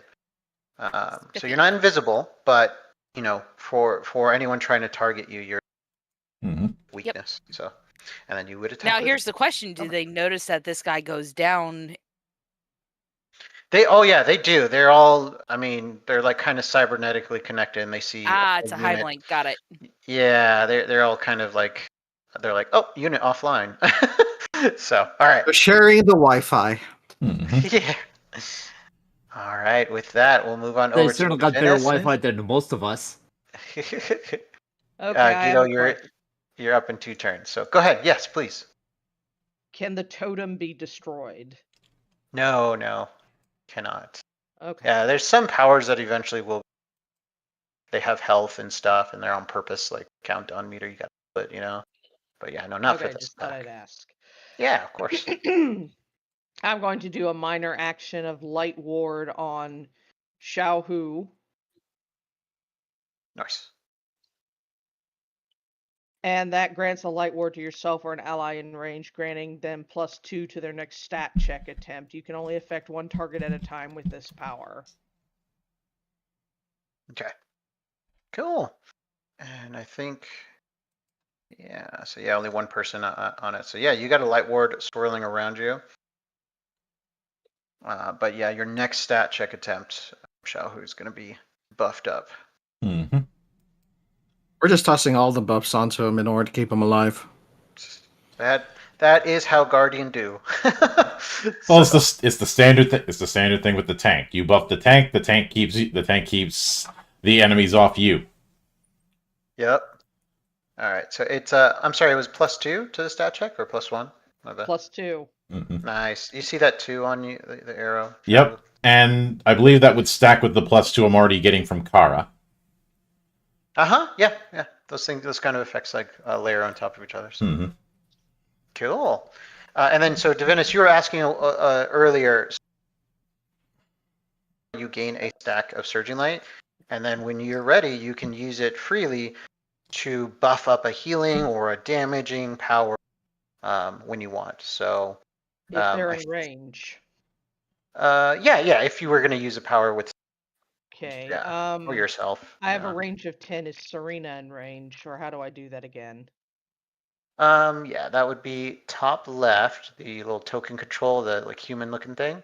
Yeah. And then the ruler, you got it. Oh, what do you know? She is in range. Yeah. Whoops, I didn't mean to do that. That's okay. I gotcha. I will use my light charge thinger to increase damage on Serena. Oh, nice. Are you dropping? Let's see. So, are you using a power that's gonna buff her up too, like maybe light shield or? I'm already light shielding martial arts man, so. Oh, you're doing a ward against a light ward, so that's different. Yeah, it's a different power. But yeah, tier 3 power, light shield on that bottom left. you can give shield points to an ally, and then effectively, with your surging life, you say, "Hey, I've got 2 stacks of surging light," because you do. You've used. I'd like to use tier 1, which is a Sure. Sunblade. Give yourself an ally in range of surge of light energy. Affects the target's next successful attack. Deals 1d4 extra damage. Lasts one Nice. turn. Nice. Yeah, so it'd be an extra damage for Serena for the next time they do it.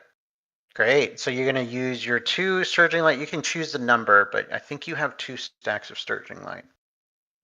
Okay. Can I save it? Yes, you can keep saving it, and then Yeah, you'll have I'm 3 not stacks. moving from this spot. I'm not. Nice. That's no worries.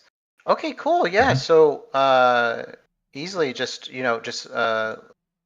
Serena, you have Sunblade on you. Your Okay. next successful attack adds some extra damage, a d4. Nice. But you only have 1 turn to use it, so make sure you use it. I'm sure you will. Yeah. All right. So, and then for Divinus, if you right-click on them and then you hit on the right side of that, there's a thing called Assign Status Effects.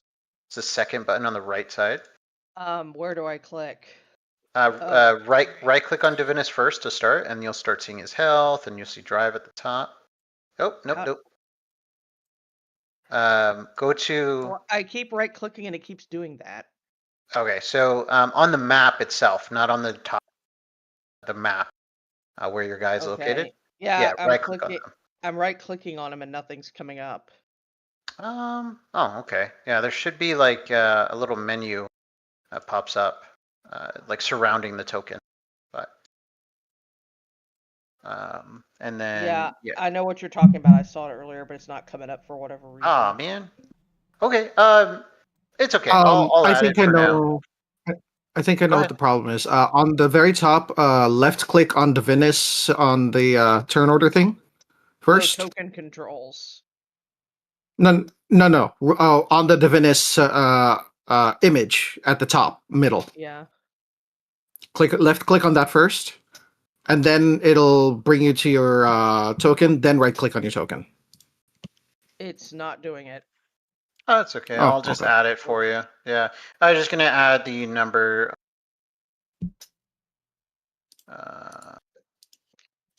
But now I have to That's find it. It's weird. funny. It's not showing. I'll have to fix that for you. I'm just gonna count it as 1, 2, 3. Okay. Don't worry about it. I added the 3. So you see your token on the map itself, like you have a 3 there next to his little Yeah. picture. Yeah. So that's just 3 stacks of surging light when you're ready to Okay. use it. Yeah. That's just so you can keep track of it there in the thing. Oh, I keep on think taking you myself still out of the combat state. What the heck? Who was it? Guido. Guido. Oh no. No, you're in there. Yeah. Yeah, okay. except I'm in the wrong turn order. No. I'm not sure who you were after, so I could just bump you up. I was after the enemy after Divinus. Okay, got it. I'll just give you 16 and put you there. There we go. Cool. All right, Divinus, I think you've got 2 AP left, if I'm counting right. So. I'm staying put. I'm gonna save it. Okay, cool. Yeah, so you'll do a hold action on your next turn. You'll have +1 AP then. So you can Cool. use that for more stuff, which is good as a support because then you have even more. Cool. We are back up to Shahu, and this other from your earlier move is going to try to do some king with its claws. Let's see if that first one hits. It's a nat 1, so nothing. I was about to say you could have given me some time to do a react, but it is a botch, which is going to be good for me. So thanks for the drive. Yeah. So that fails. I think it's just getting mad. It's just going to do the same thing. Now I'm going to spend one. Now I'm going to spend 1 drive for the effect. Okay. Yeah. Yeah, total of 20 here. Is that including weakness? Ooh, here, minus a d4. So 20 minus 4, 16. Now it's Oh, yeah, no. now it's a miss. Now it's a miss. Good stuff, man. All right, so we're going to go over to Tito. Excellent. I do not appreciate being shot at. So, first things first, I am going to utilize a tier 1 power called Rapid Fire Laser Burst. And I will spend 5 drive in order to upgrade it twice with Super Amp. Nice, there we go. So, because I gained 6 drive at the beginning of my turn. His So intake. subtracting 5 and 1 more for using the power, so I'm back down to 3, so nothing changed. And the upgrades I'm going to do are 2 instances of Chemical Z. Nice. So, first things first, the tier 1 power that I'm utilizing, which is Rapid Fire Laser Burst. I make 3 ranged attacks on up to 3 targets, but it's not going to be 3 targets. I'm going to geek the mage. Each one will deal 1d4 plus damage modifier, and each attack after the first against the target has stacking -1 attack modifier, which, understandable. But because I'm upgrading it twice, I get to have a random status effect occur with each attack. Ooh, okay. Yeah, because Chemical Z, roll a d4, adding the correlating upgrade from below to the power, applying the effects on all successfully affected targets. If the power would cause the same status effect, apply the longer duration. On a 1, Bernie stuff. They get burned for 2 turns. On a 2... dealing 2 plus half my damage modifier at the start of their turn. On a 2, they get disrupted for a turn. On a 3, they get slowed for 3 turns. And on a 4, they are blinded for 2 turns. So that'll be fun. That also uses up both of my idea points. So, so now we do the roll. And with all of that, I'm going to expect to miss, actually. So... because I spent the time talking about it. You got a pretty high attack mod. Let's see. Total. Not bad, 16. Yeah, that hits. Yep. Okay, so that goes through. Yeah, so right Do I have across to the roll? battlefield, Shahu above your head, and Dominus above your head. Keto makes Oh, this I have to monster make 3 attack rolls. Terribly sorry. So That's okay. that's 1. That's What you want to do, because each one's going to apply some kind of status effect, is let's do the damage for the first one, and then roll for your status effect. you are 'Cause correct. The second one You are could be correct. positively affected some cool way. Okay, so that's the damage. Nice. And then the random thing that happens is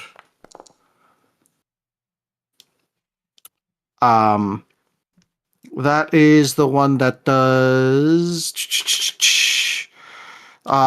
disrupted for a turn, and then There you go. it See, gets a That's second really good. instance of that because I did it twice. So, doop. -7 in damage. That doesn't increase the amount of disrupted on him, so that's a shame. Next attack. Oh no, it's +7. My bad. Oh.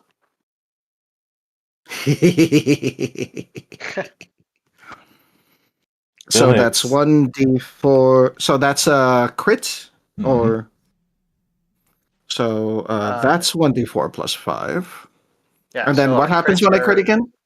Double the amount of dice, and then any dice that roll for their max damage, you double that total unmarked. So 4 would go to an 8. Oh shoot, that didn't do it. That didn't do right. D4s are the most dangerous, technically. Darn. Yeah. Nothing All right. exploded. Okay, All right, so and 10 then damage total. the random things that happen. That's 1. That's 2. So it's still disrupted, but it is also number 3 slowed for 3 turns. Nice. And then the final attack. Wow,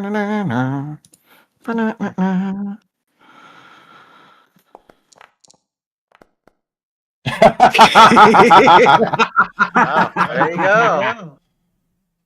Doop, doop. That's how we do it. Ah, yes, because I'm a genius, I must monologue before every attack. That's how I do it. Understood. That's 9 damage and random things that happen. Ooh, no, still the same one. But it is also burned for 2 rounds. All right. So who's up for some barbecue tonight? Right. So the only thing I didn't do to him is the blinded. So you just see Guido like smack his rifle a couple more times. It opens up to reveal 3 barrels and just unloads on this guy with different colored beams. He is not invited to the cookout. He is the cookout. Yes. Yeah, he's pretty beat up from that. Took some serious hits. Mhm. I have grown tonight. one more action point left, at Okay. which point I'm going to utilize it to shield generator myself, actually, because this is a lovely spot. I don't want to move here. I'm comfy, you know. So with shield generator, not only am I getting 2 idea points, so 2.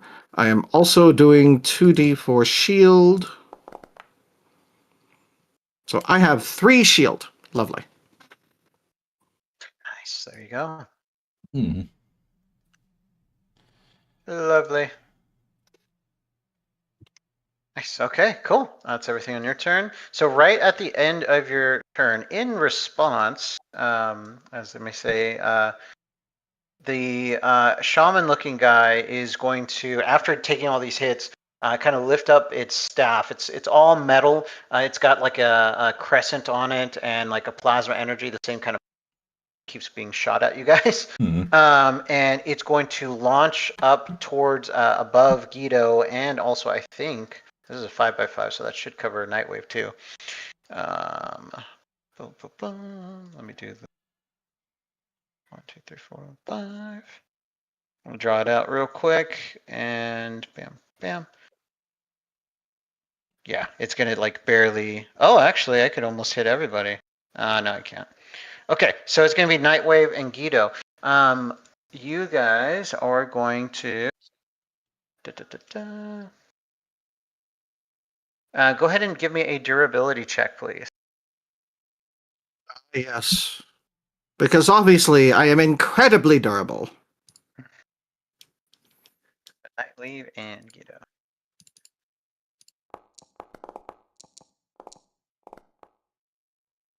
11. 11. You don't catch this in time, so it's going to fully affect you. Mm. And then. Oh, come on!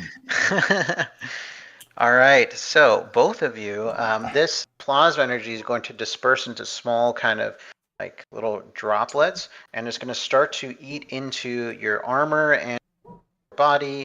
It's effectively poisoning you mechanically.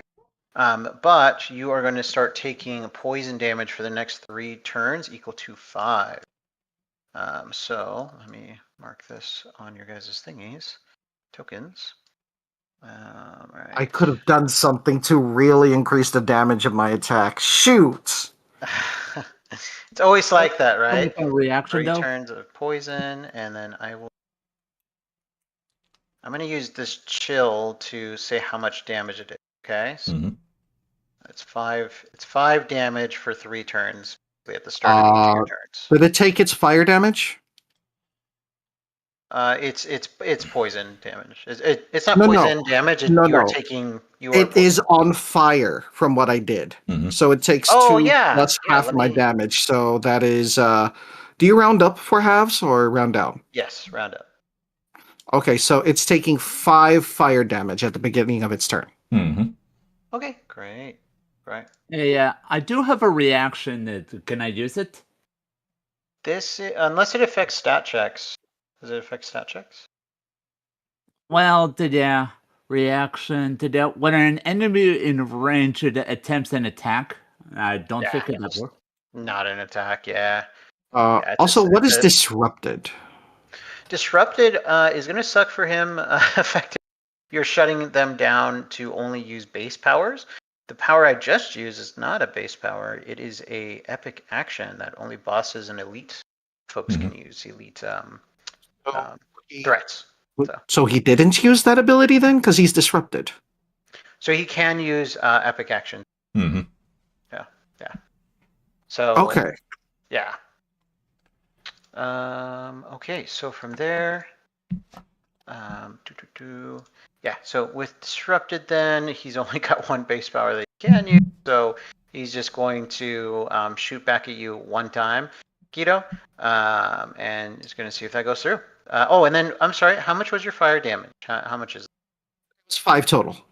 -5. There we go. Apply And it. what drop does 1. load only affect movement? Only affects movement as well as. Nope, just movement. Mm-hmm. Oh yeah, Okay. no, it is agility checks. I'm sorry. Yeah, agility checks and are made with weakness. So if you have a follow-up agility check, Mm-hmm. Got it. yeah, some good stuff though. He is looking terrible. Okay, he's gonna just make 1 quick attack towards you, Guido, in retaliation, and that would be this. Does a total of 18 hit you? Does. All right.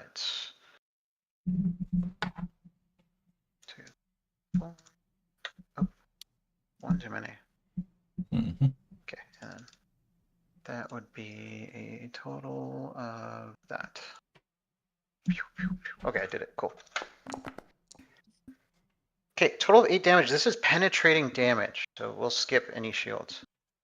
Oh, okay. Yeah. So, from the same staff, it turns, focuses in on you, and a array of. Okay, with that, it is Nightwave's turn. Oh, On goodbye, deck later is shield. Indominus. Mm-hmm. Oh, and then Nightwave, take 5 damage. This is your poison, and I'll drop the little poison counter.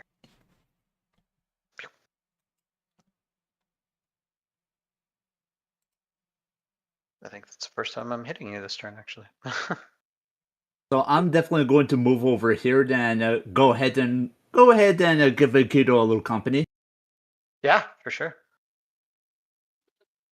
All right, let Stop, me just stop. calculate distance. Yeah, depends on who you're hitting. I think you got 10 range, so you can almost do Yeah. everybody. Yeah, you can hit the shaman guy too. Up to you, right? But yeah, he's not looking too good. The guy to the south of Xiaohu is pretty injured as well. Mm-hmm. Just a quick question: what does Petrify do? It will stop them from making any actions. However, since they are petrified, they take half damage. Like they are, it's like turning into stone, if you will. All right, never mind. Sometimes it's good for bosses though, because you want to shut them down while everybody regroups. Bosses, healers, anything Yeah. annoying. Yeah.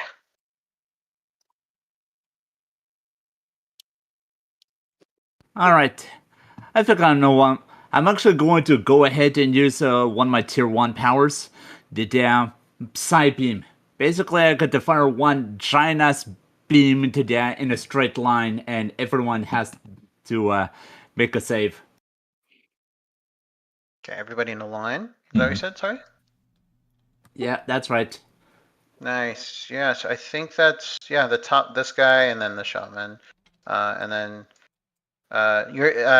I don't think you reached Tuzi on the ship, but yeah, you're Yeah. aiming for those two, right? Cool. Yeah. Cool. All right. So for the one that's in front of Shahu, one more time, Difficulty was it check. intellect, It's right? yes. Nice. Okay, this is the one right next to Shahu. Total of 21, and He then saved. the one, and then the one in the back. Okay, that.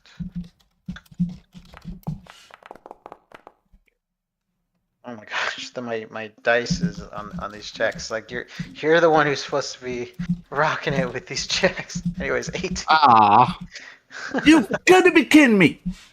Is this gonna be one of those days I'm not gonna be able to do anything? Oh no, I'm sorry. The dice gods giveth, and they taketh away, for they are merciless. Amen. And Amen. Glory to RN Jesus. Fuck you, RN Jesus. Oh man. Hey, alright, Jesus, here's where you can shove it. Alright, you know what? I'm going to go ahead and use it, yeah. Hold on. I still Sure. got one free and one minor left. Let me just take a look. Okay.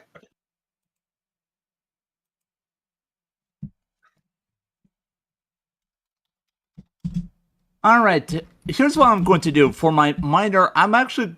Could you create a 5x5 square? Yeah.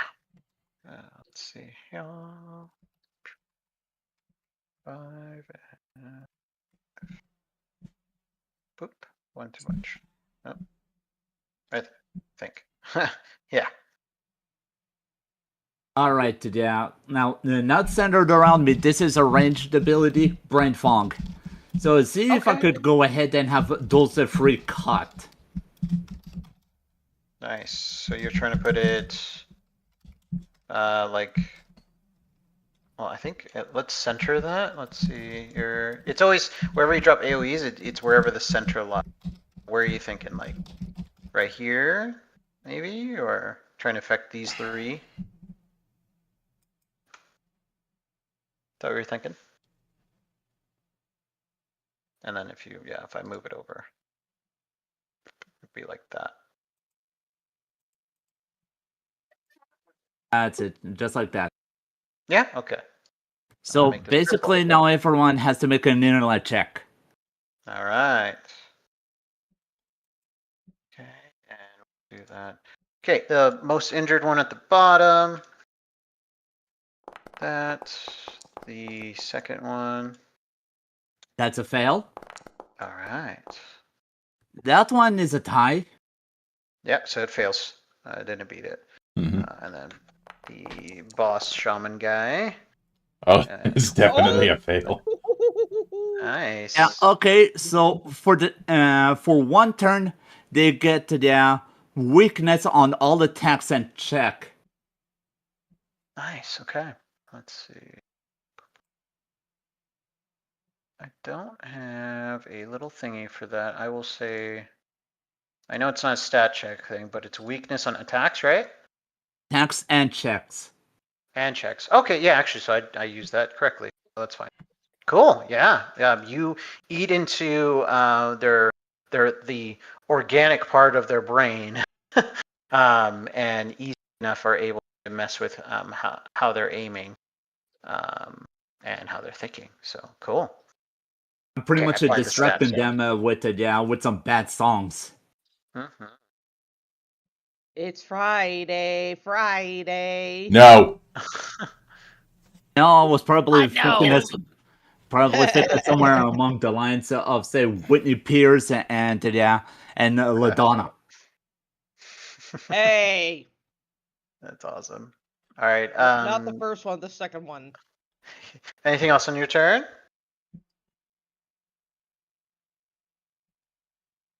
No? Sorry. Now, hold on. I do have one minor action. No, not minor to the free action. I'm actually going to go ahead and use it and heal up the Guido. Nice. Backline All right, support here. 2d6 plus 6.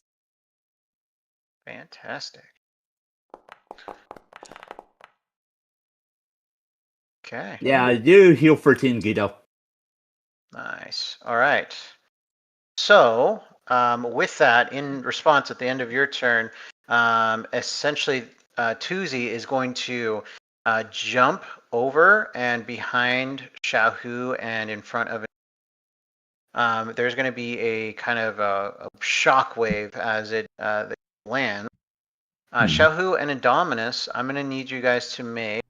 Where are you? Might check. Go ahead and give me a might check real quick. All right. I'm going to have to roll this manually because of the bonuses to Kara. All right. So that'd be +3, I believe. Yeah, I think it's 3 for your level. Yep. Sounds about right. I believe I have Oh, it's +2 on all stat checks for Kara. Mm-hmm. Yeah. And then they also got another +2 from something else. Oh, okay. I'm sorry. My bad. From my ward. All right, so Oh, it's yes. +5 then. Nice. Even better. 12. Nice. Okay, with the 12. Wow. Yeah. You stand your ground easily enough. You're not knocked down. Then Indominus, can you give me? Would I have like a +7 since I also have a 2 from my? No, it would be. It would be your. Look at Indominus real I quick. have the. There we go.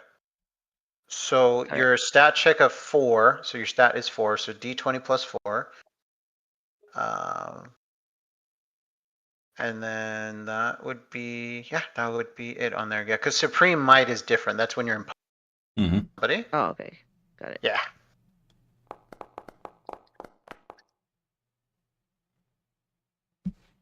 Just trying to see if I can knock down the two, the two might kind of focused supers there. Okay, Mhm. nothing happens. You're fine. Okay, so with that, Tuzi is going to immediately try to attack Xiaohu. Since he's behind you, he's flanking you. Because you're I think we can agree you're facing the guys, the legate guys here on the right. Yeah. Xiaohu? Yeah. Okay. So yeah, flanking is just going to add a stack of dominance, but I think you got a bunch of bonuses, so we'll see. Okay, quick attack. This and then sorry, what was the number? Okay. And Nat 20. So I'm pretty sure that's gonna beat your defense. You got the highest defense. Yeah. Yeah. Okay, so this is gonna be 4 dice. Amount that much.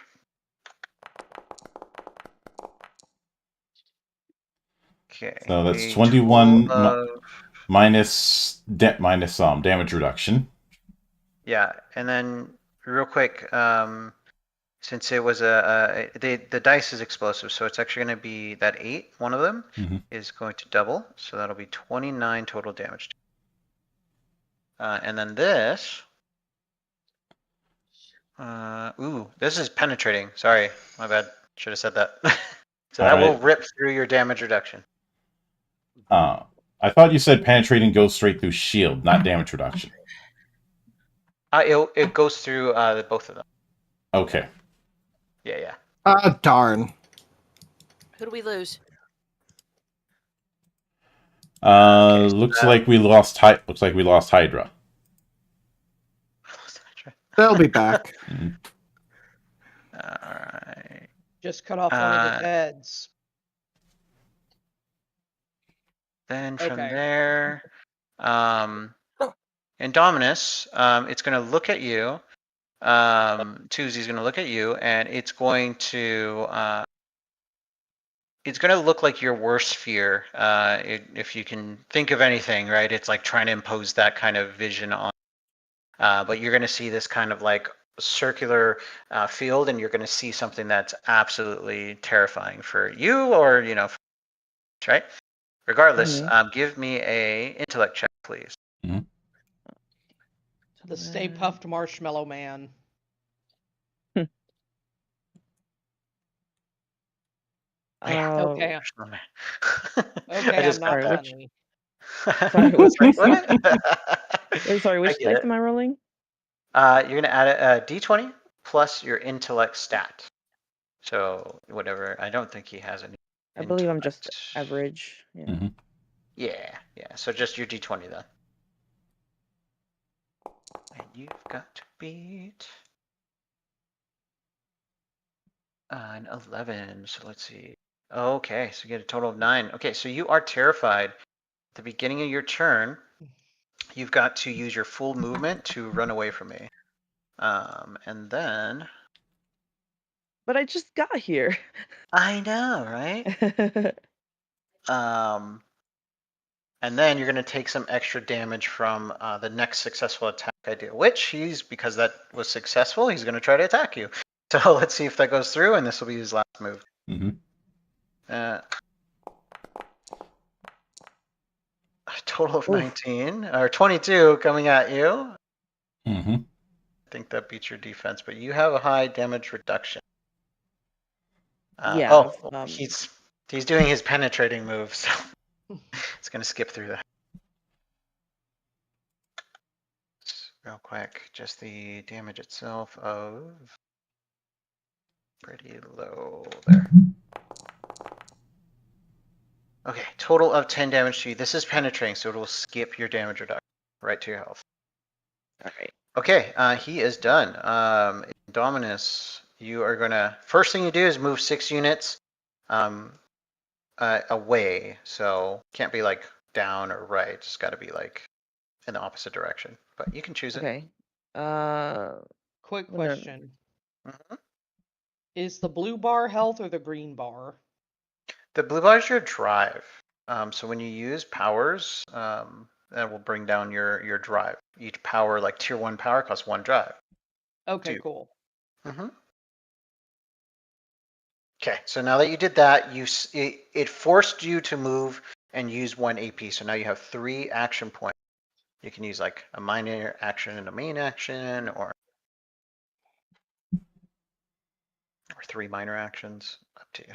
But now you're no longer terrified. Okay. So Oops. I've shook it off essentially. Yeah. Okay.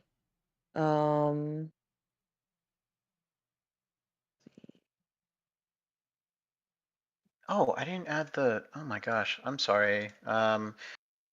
That move I used a second ago, I've got to add dice damage to hit you. Apologize. Indominus, just take an extra 7 damage. This actually gets stopped by your damage reduction. This amount. Okay, so 7 minus 4. 7 minus your reduction. So just an extra 3 damage. Yeah.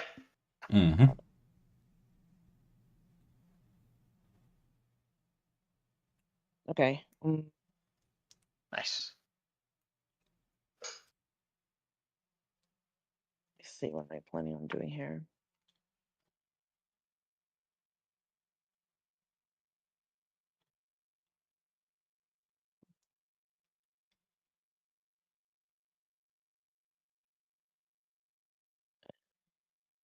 Okay.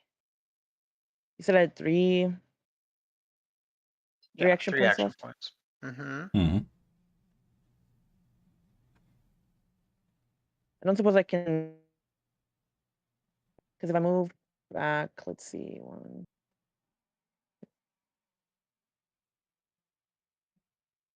This is the furthest I can move up, right? Because that would be. Yeah, it's a 3? second move, so technically it'd be 2 AP.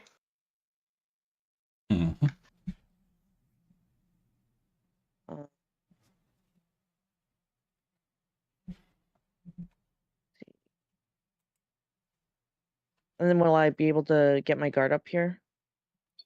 Yeah, I think you still can. I think it's a minor for that. Yeah, it's a minor. So you can move close back again, and then maybe use the guard up, giving you some damage reduction real quick. Some additional. Yeah, let's do that. Ah, solid. So you're like, no, I'm not out of this fight, and then you just run back in. Mm-hmm.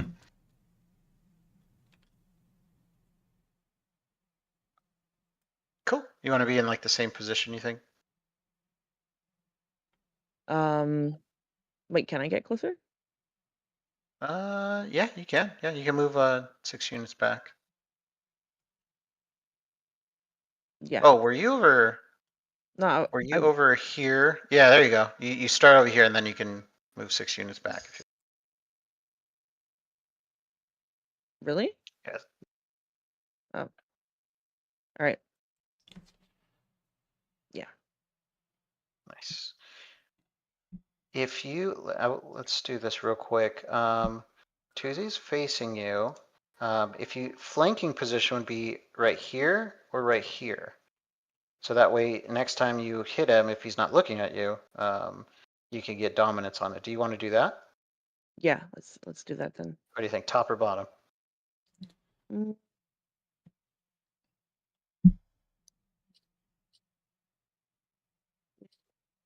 Yeah, let me go on the bottom here. Okay. Solid. Okay, and then you use get your guard up. Mm-hmm. Nice try, Fiend, but I'm back. He's kind of like side-eyeing you right now. Because you're kind of flanking him. Cool. All right. With that, He's making Divinus very nervous, by the way. Absolutely, yeah. Tuzi is looking at you, technically, Divinus. All right. Xiao Hu. And then we have Serena on deck here. Mm-hmm. So, I believe at this point I have only... I'm back to 4 AP. Am I correct? Or is it still 5? You had a... Well, this is the top of your turn. Mhm. You still have your Kara state until the end of your turn. Yep. Yeah. I don't... Did you gained AP from something? Sorry, my bad. From Divinus very early on. I just didn't take advantage of it until my turn came. Oh, yeah, not embolden, invigorate. Mhm. Yes, yeah, yep, 5 AP right now. Go for it. All right then. Crazy martial arts. Yep. So let's see here.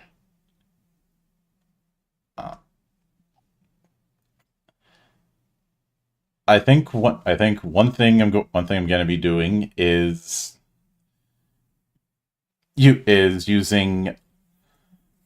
spending two AP to do leg sweep.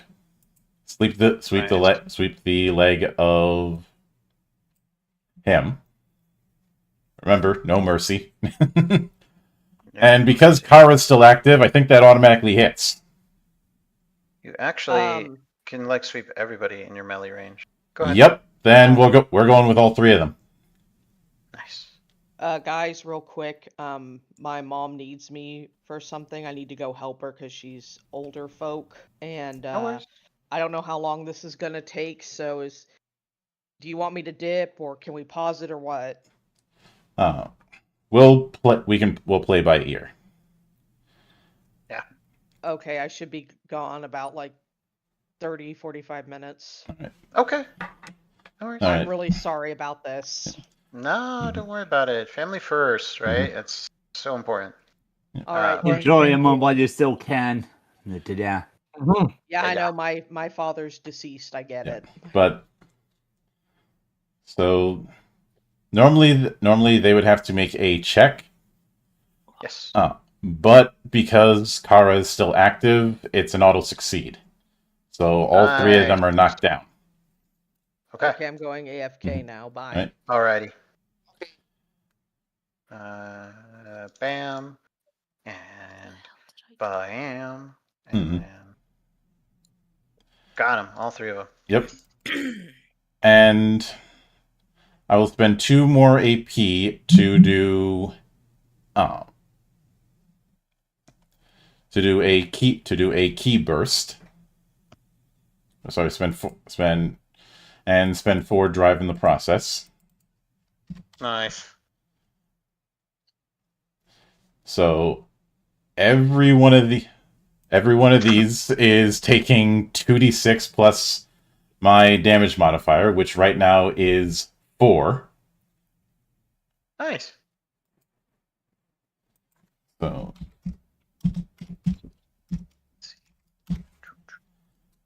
they are all taking 9 damage. That's a lot of damage. Mm-hmm. Nice. Cool, man. Really good. Let's see, and I have a...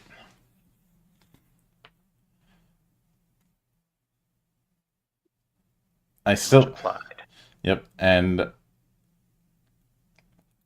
I still have 1 AP remaining. Uh-huh. And I think so. I can do a minor action, and I think I'm just going to do a judo chop once again this one. Just so you know, the one over here, he's almost dead. Like he's near death. Like not looking good. What Just stat wise? What changes when attacking someone who's knocked down? You gain dominance on the attack, Mm-hmm. So it's more likely to hit, right? Yep. Now, granted that that's moot while I still have Kara because I auto hit, but I can check for crit. Correct. Yeah, and then you'll have the plus. You'll have the dominance to check it. So. Mm-hmm. Yeah. So other than that, yeah, they have to stand up and use half their. Yeah. So yeah, let's go. Let's do judo chop against him. So Nice. that is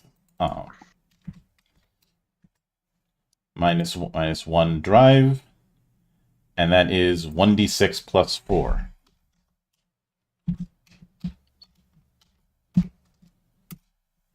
Oh, roll a d20 and add a d4 to it. Oops. So we're seeing if it. Yeah, well, let's see if it critical or if it becomes a critical hit. It does not. So it doesn't. Yeah. All right. No worries. Even then, tell me how you want to do this. How do you defeat him? So after I sweep and knock all of them down, I turn to the one that was already heavily damaged and flip around so I'm doing an axe kick right on his head, and he no longer has a head. Nice. Awesome. Yeah, easily enough. And it just crumbles in front of you. Mm-hmm. A mix of organics and robots and cybernetics. So, all right, is that the end of your turn? Yeah, that is the end. That is the end of my turn. So I am going to reset Kara because I no longer have that. Yeah. So as you do that, and this is for everybody real quick, Tuzi looks at you, Xiaohu, and he's staring at you directly. And what you can see is his arms, they duplicate, and suddenly he has 4 arms. And all 4 of them have plasma halberds on, and they all come in and begin to attack you at the same time. And then, as they come down, they disappear, and the whole area around you starts fading into everybody. Like, remember the Matrix and all the numbers and stuff falling down? It's like kind of like, right? And then you are all brought to another room. So, you were in a training simulation. It was So, the danger with room that- the whole time. Yes. For a moment there, I thought okay. we were going to have to fight Grievous again. Yeah. All right. So up here, you see Lieutenant Amy Willow. She has been training all of you for some time, really helping you hone your skills. You're on a ship, a giant ship going through space, heading to the Emergil planet. Emergil is Gita Museum, but it's like a jungle planet. They really have technology and organics mixed together in a perfect harmony, perfect unison. Regardless, you guys were tasked with coming in and actually helping against the Velorn invasion that is happening on the planet as kind of a special task force aimed at taking out Tuesday, the person you were just facing. Oh yeah. With that said, Willow, Lieutenant Willow, looks at all of you. Great job. Awesome work. Wanted to pull you out now to give you some more time to work on some other skills and other things. So we're going to take a pause on your physical training and get you going. You're about just a day away from hitting the planet. Yep. So with that said, go ahead. I'll give you a chance there if you want to say anything. Yeah, it sounds like this is where you're going to lead into the take 5. Yeah, exactly. Yeah. Yeah, so we'll take 5 minutes here as a group. Yep, you heard it. So get your drinks, get your snacks. If you need to use the little monk's room, go ahead and do that. We'll be back here in 5. So about 32 after. See you then. Yeah, see you soon.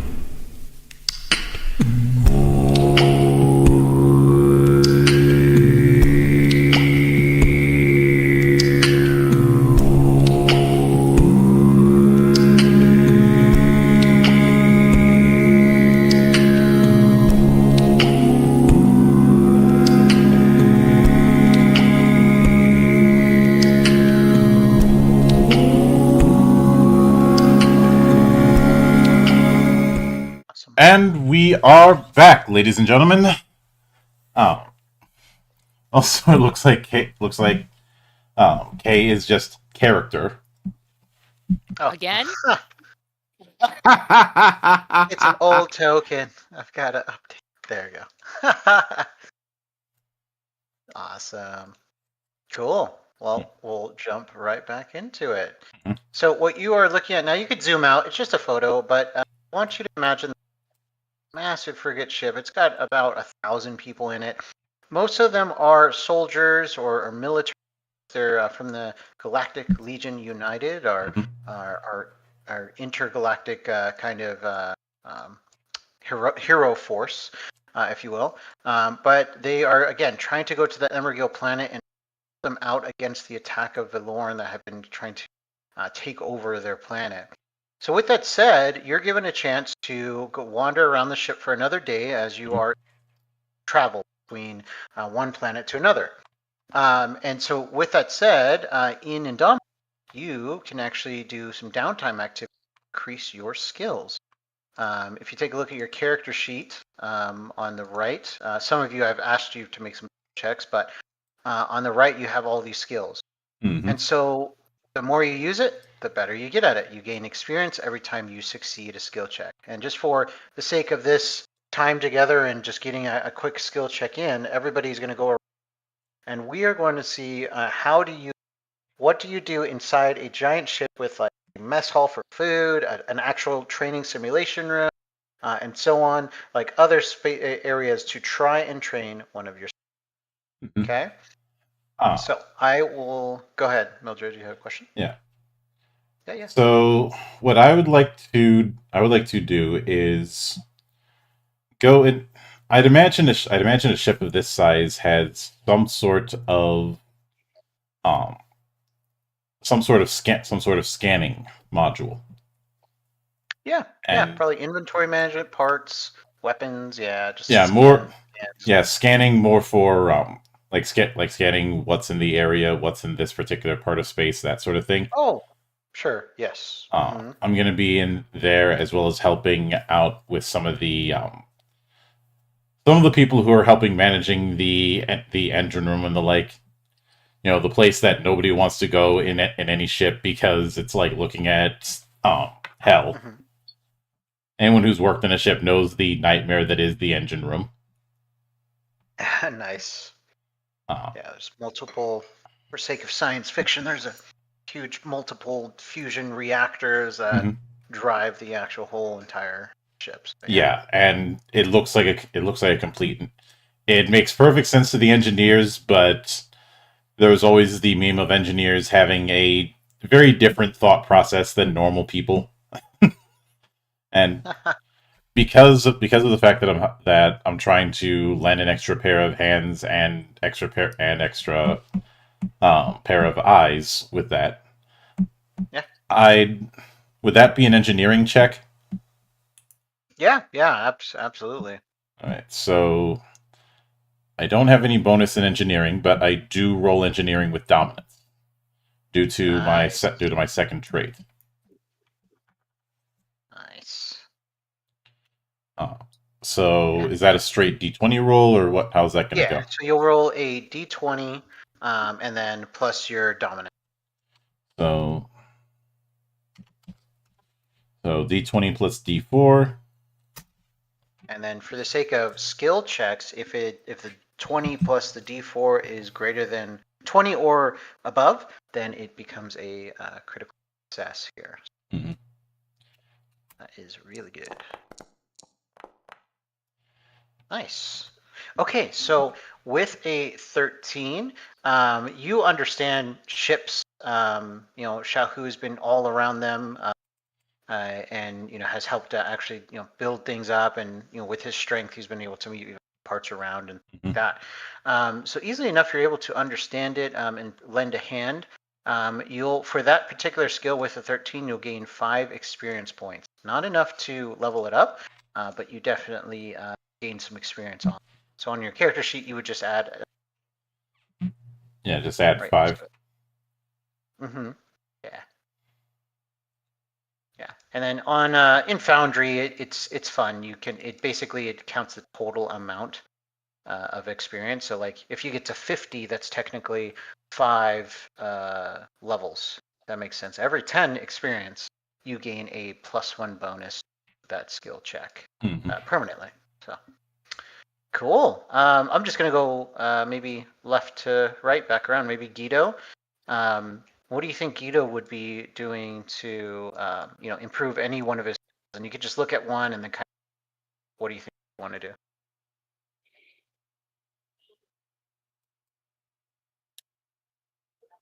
Oh, who's playing? Oh, wait, is that Joe? Who was playing as Guido? Sorry, my bad. I believe it was Joe. Sorry. Yeah, Yes. there you go. Terribly sorry. Yeah, it's okay. Let's see. What is recall used for? So, like, remembering facts about an animal or like a group of people or like just remembering facts. Mm-hmm. Like Okay. if you're familiar with something, Let's see. you could look up like where have the Valorn attacked before and maybe try to correlate that to like a pattern or something. I think I'll do that. I was going to go to the engine in order to help show who, but I think because I'm looking over what my character's good at, think I'll do that. Start looking into kind of patterns or anything that we can utilize in order to better understand the enemy to deal with them. Nice. Okay, great. Yeah. And so Guido has expertise in the recall skill. So expertise is either at character creation, you gain some expertise from your origin, and your sometimes your species as well can give you some bonuses there. But yeah, so you'll roll a d20, add +3 to it. I also do it with dominance, so I add 1d4, yeah. correct? Yeah, yeah, Okay. and yeah, as a with him being an Emergil, an alien species, they gain dominance. So yeah, please. See what you get. Oh, it didn't do the +3. Oh, it did do the +3. Okay, cool. I did, yeah. 22! That's a crit. Yeah. So when we're looking for crit, it's 17 plus the dice, the 2. So 17 plus 2, so it's 19. So it wasn't a crit, but with a 22, you still gain 10 experience in that. Okay. So you are going to level up recall. You'll have a permanent +1 bonus to it. Now it's +4 and not +3.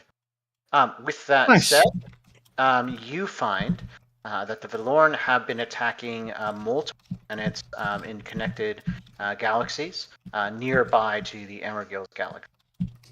So I'm sorry, solar system nearby their solar.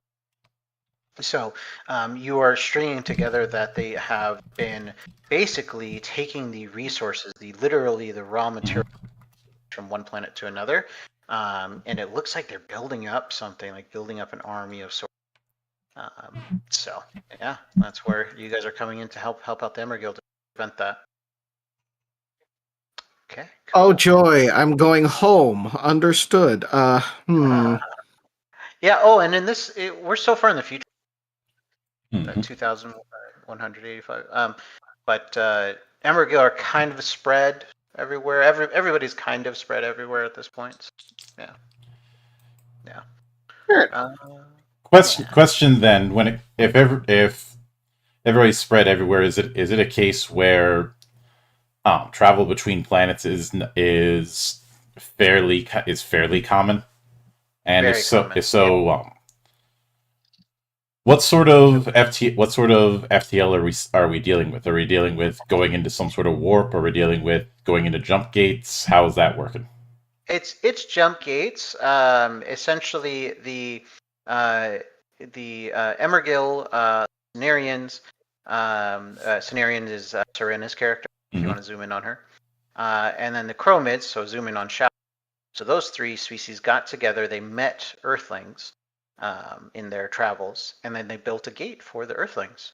So those gates you can go through, and it's depending on how far away. It's usually a couple days. at most. But you can literally warp to or travel to just about any planet in the universe pretty quickly. Yeah. Is it a case where you can only travel to ones that have a gate? Like, is it? That's why I brought up jump gates. Like, you can push it. Like you can say, hey, it's going to take me 2 months to travel to, this planet that doesn't have a gate or something, right? But yeah, for the sake of, I guess, having fun, it's just about like, realistically, where do you want it to kind of voyage, quote unquote, right? Yeah. So it's not. It's definitely sci-fi. We want to use some realism, but also like.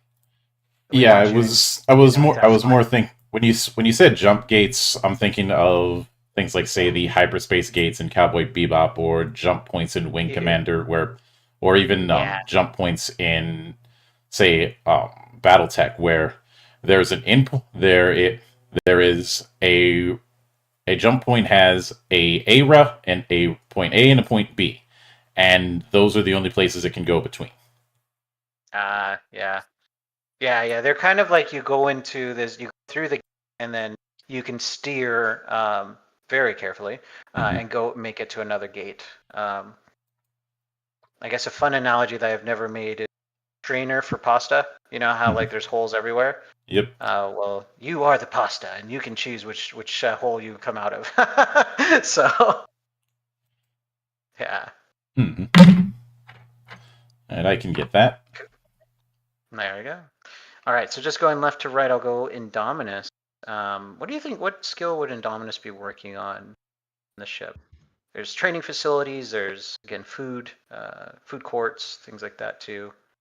Common Well, areas. I would definitely be interested in maybe I'm still kind of shaken from what I saw in the simulation. I want to make sure that I can maybe fortify my mind.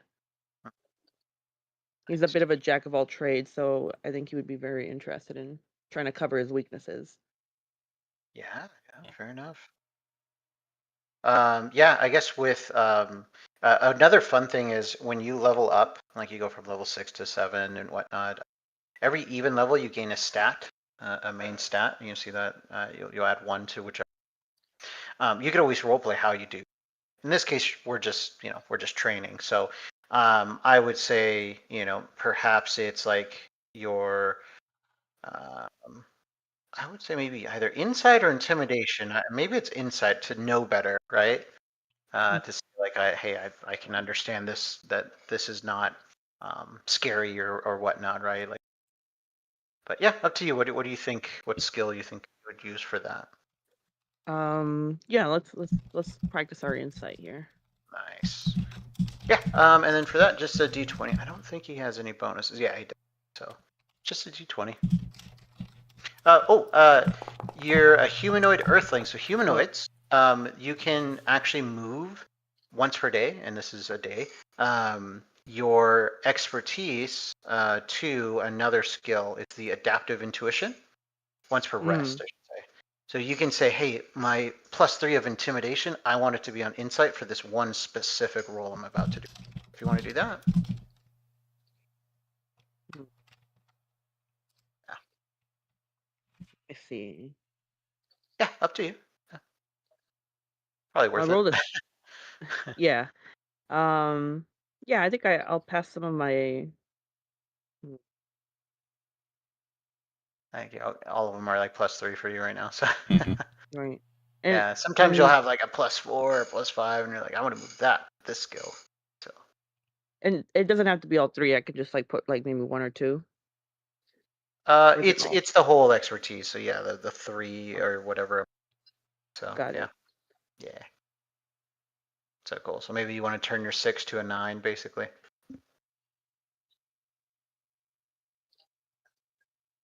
Yeah, cool. Yeah, so I guess with a 9 for Indominus, then you basically go into kind of like training room that's like a simulation thing, and it's trying to work on your mind. And there's some GLU soldiers there that are doing this, right, to become battle hardened, right, scared of things coming up. But essentially, you'll gain 5 experience, so you won't level it up, but you're able to determine some things are not as they seem. And there's even some times where you've like saw some like something that appeared as a hologram, but then you could tell it was a hologram, and you're able to decipher some of it. Okay, cool. Okay. Cool. So yeah, just write down that 5 experience on your character sheet for that. Then we'll go around to Nightwave.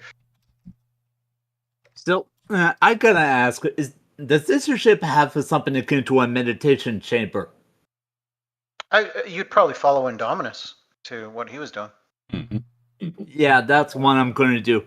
I'm gonna find a nice quiet corner, and I'm pretty much gonna go ahead and work on my sense skills to just try to get a feel of all the nuances of all the emotions traveling in the ship. Nice. Yeah, that is great. Um, so I'm sorry, you said insight or Sense. sense. Okay, sorry. Yeah, so cool. I think you have a bonus on that, so it's even better. Yeah, so go ahead and roll your d20 plus a 3. And then I also as add the a D4. what was that? Sorry. Do I add the D4 to it or no? No, you don't have dominance on the check. Expertise is just that raw like bonus that you get to it. Just a moment. Yeah, so d20 plus the expertise value. That's D20 plus 3 then. Yeah, plus 3, yes. Ooh, nat 20. Nice. Okay, great. So with the nat 20, you are going to level this, so you're going to gain 10 experience on it. But as a psionics are more inclined to understand the mind of other creatures, other beings, whether it be technology or organic, it doesn't matter. That you can peer into the thoughts of it, the processing of it, and so on. And for a brief moment, you are connected to all 1,000+ people that are in the ship itself, and you can just feel out all of that for just the briefest of moments. So very cool. You sense all of them. So yeah, level up your sense. Just a moment. Yeah. Okay, I can't seem to edit the character sheet. Well, it's just you can double click on the token, and then you could just add 10 to sense in the expertise XP column, and then that basically means that you are you've increased the level. Yeah, there you go. All right, Got it. that's it. Nice. All right. I think then we'll go to Serena and then Divinus. All right. Let's see. You know what? As a hunter, or as a hunter archetype, I should say, and she's also a researcher for her calling, I am going to go spend some time in the lab and focus on biology. Nice. Very cool. Yeah. So that mechanically, yeah, you don't have any extra like expertise or anything with it.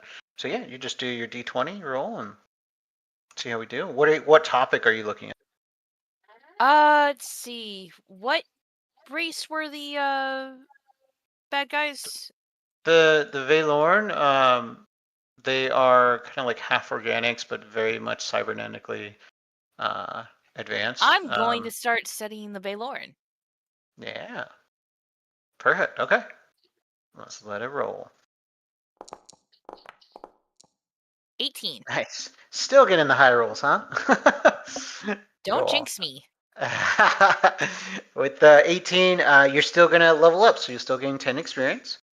What you are going to learn about the Thorn is they did not always start. Oh, Fudge. it's That okay. was not intentional. Oh, that's all right. Um, Yeah, you could use on Foundry. make the skill checks from there too. We're still working on the Foundry system, the module I think it's called. Anyways, so yeah, with the Veloran, you find out that they originally were purely organic, but they were very much a territorial kind of being for millions of years.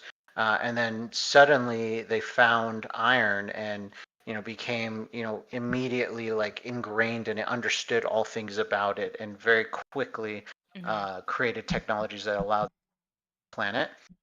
And they basically spread from just their planet being territorial to other systems and planets and being territorial and so on. So Iron without, iron within. Yeah. So exactly. Yeah. So with some of their advanced weaponry and their tribal instincts, they've been able to conquer a lot of planets as well as continue to build up more resources. So yeah, cool, good one. From there, then we have Divinus's. Yeah.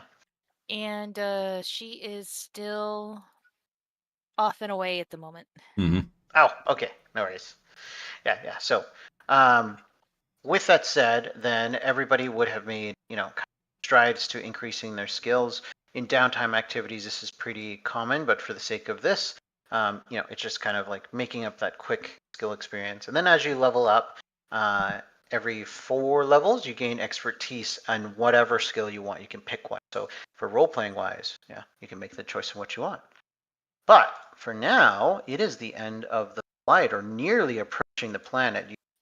Not within the atmosphere, but definitely close. So we're going to bring you back over here. Willow goes back to talking about the Veloran, probably has a projector screen here of what the maps look like and so on. And then as she's talking, suddenly you hear from behind her a massive explosion and smoke. The entire ship shakes as fire erupts from behind her, and suddenly you no longer see it at all. And you hear gunfire, your attacks being made, things like that behind you. Zoom out, everybody. Look to your left. You see a gate swinging open with fire kind of erupting through it, and a GOU soldier, which is a friendly. He's looking at you guys. You guys have got to get out of here. Let's go, go. Telling you, beckoning you to come this way. Mm-hmm. What do you do? The fuck is going on? I think we're under attack. Yeah, but by whom? What do you think? Yeah. So then, as Serena, I'll say Serena's the first to kind of come around the corner. I'll pause you right there, real quick, Serena. So, if you guys should be able to zoom all the way out and still see kind of. Yeah, it's just that I would. Oh, Serena is still a named character. Haha. Ha! Sorry, I put this old token at the very for the game. Okay, there you go. Yeah. Okay. Anyways, you guys can keep moving in, but Serena just stopped there for me. But what you guys start seeing is 3 GOU soldiers being attacked in laser bursts that you are very familiar with. To the south, there are Veloran that are pouring through the opening here. And it looks like there's about 6 of them. And then suddenly, I think, Guido, as you round the corner, another 2 come into the room itself. They are beginning to swarm. And then, let's see here. Oh, Nightwave, your guy okay? The token to move? Yeah, the thing is that for whatever reason, I'm still selecting everyone.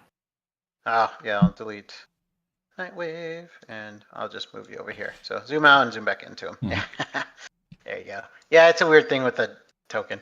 Anyways, the GOU soldier that beckoned you guys, he's looking at you guys. You need to get to the escape pods now. We need you guys to succeed. Let's go. And he's pointing towards the escape pod. Serena, if you zoom out, you can see me clicking left. Shots are being fired. People are trying to defend against to get you out of here. What do you guys do? Wait, which way? To the left, there's like Okay, this so over door here? here. Mm-hmm. Actually, you know what? I am going to use one of my powers, but only Yeah. to help give us time. Okay. And you know what? I'm so sorry. Let me real quick hold that thought on. We have a action called a momentous action. I didn't get to tell you guys about. Essentially, it's doing something massively, ridiculously heroic that is quite out of the norm, right? Like I'm trying to use all my 7. powers to build a wall, or other things like that. But you can use a momentous action. It just ends up on the back end of it hurting you. It can actually injure you. It can strain you, that kind of thing. So if you guys, anybody does want, you can use momentous. It's at any time, combat or outside of combat. All right, I would need to make a It says to create a small patch of black ice, but I want to make a big ass patch of black ice. Awesome. Yeah. So I would say that's probably being momentous. So let's Yeah. see, that was 10 away, so I need to move 3 units closer.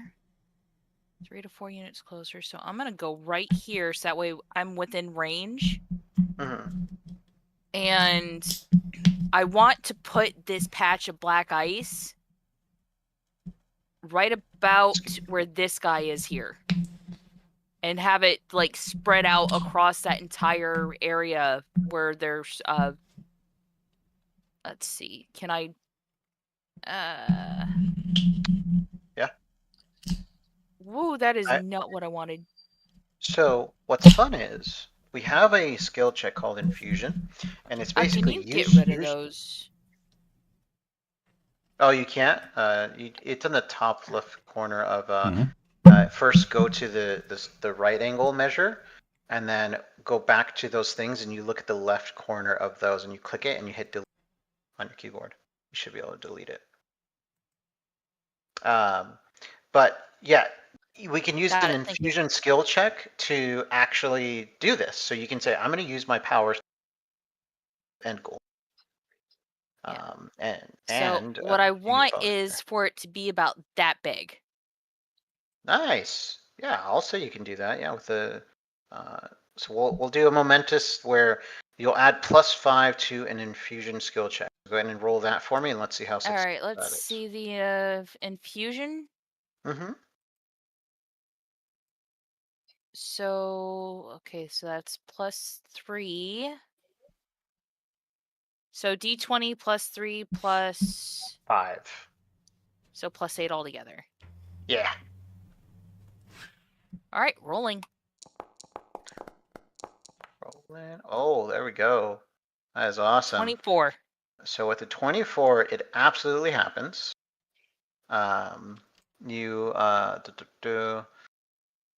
So using your power like that, the infusion, it'll give you -4 next time you try to use it until.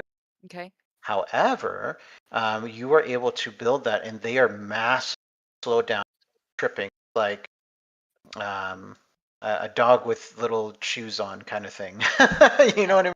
So let's see. Any enemy that walks or otherwise moves onto it becomes knocked down and takes 3d6 plus damage modifier. Nice. Very, very cool.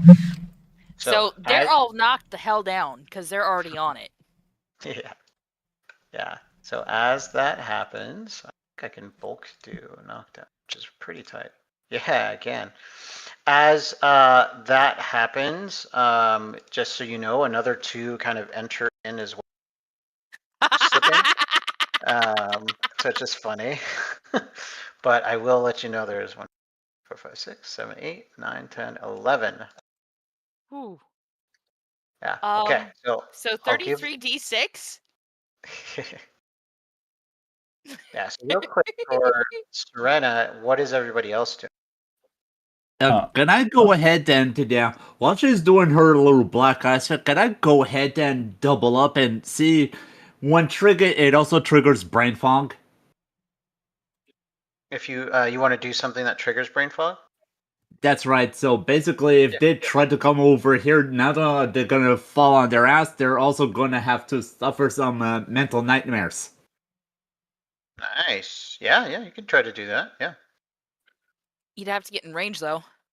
Yeah, I would say this is try to get in range, and then you try to do the thing. So I would say that's about where you can get before they're gonna. Yeah, because Kinda I start have doing to be within 7 Mhm.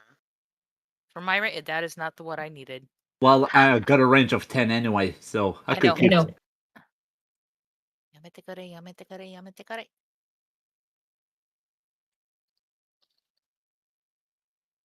Oh, no. Oh, I was not close enough. I just realized I was 2 units shy.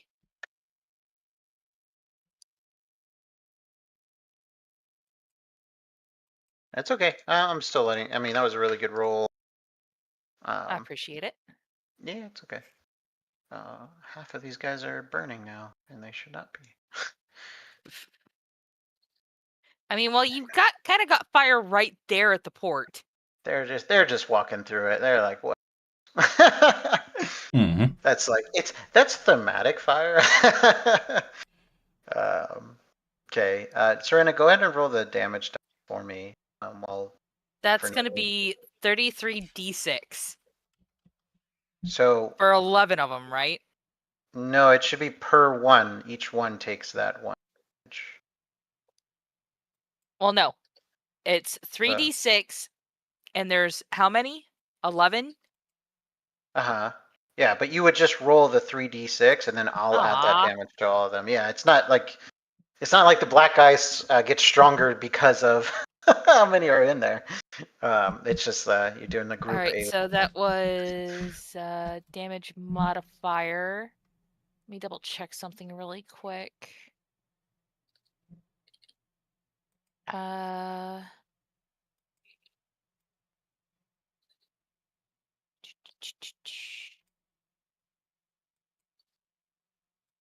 Now here's a question: do they automatically get a chill stack? Unless they it are says affected. otherwise. Yeah, Well, it unless says, says as an otherwise, it would. ice user, your damaging ice manipulation powers apply 1 chill stack when they successfully affect targets. Yeah, so yeah, some powers say no, it does not apply, but yeah, so this one would. So all of them would get a chill stack, which is great. So, punishing frost, you gain +2 damage modifier when attacking enemies with at least 1 chill stack. So it's 3d6 plus 5. Oh, that is not what I needed.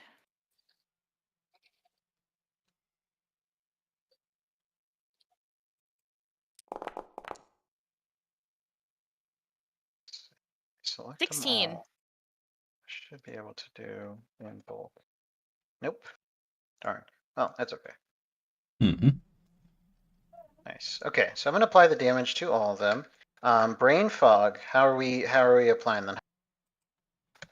All right, so basically today, you see, except those three here over today, I could effectively create a 5x5 square today, touching effectively this group of 8 over here. And instead of brain fog, I actually went over. I'm actually gonna go with cerebral horror. If they don't make a save, they're pretty much gonna be frightened. Okay. 5x5. Yeah. So what's the check on it? It's intellect. So I'm gonna do a group intellect because they all. Hmm. So as a group, do they all fail? No. Unfortunately, you passed that one. So they aren't all affected by that. It's just a lot of dice to do that. But once you took your action, Nightwave, this is for everybody. The fire, there's a note that is blown through right over here. 1 second. Bam, bam, bam. And if I can grab the nice, cool little rock effect and the little light. Okay, so you see on the left, everybody, as you zoom out, you can. And then another 3, which is Everyone else today, they don't see today. Wait, you can't see because of line of sight, right? yeah, like I would say, you guys can zoom. You can kind of come into the Mhm. to see, yeah. But I just want everybody to see that now 3 more have. And that is way too many for us. Yep. Yeah, Oh, so fuck.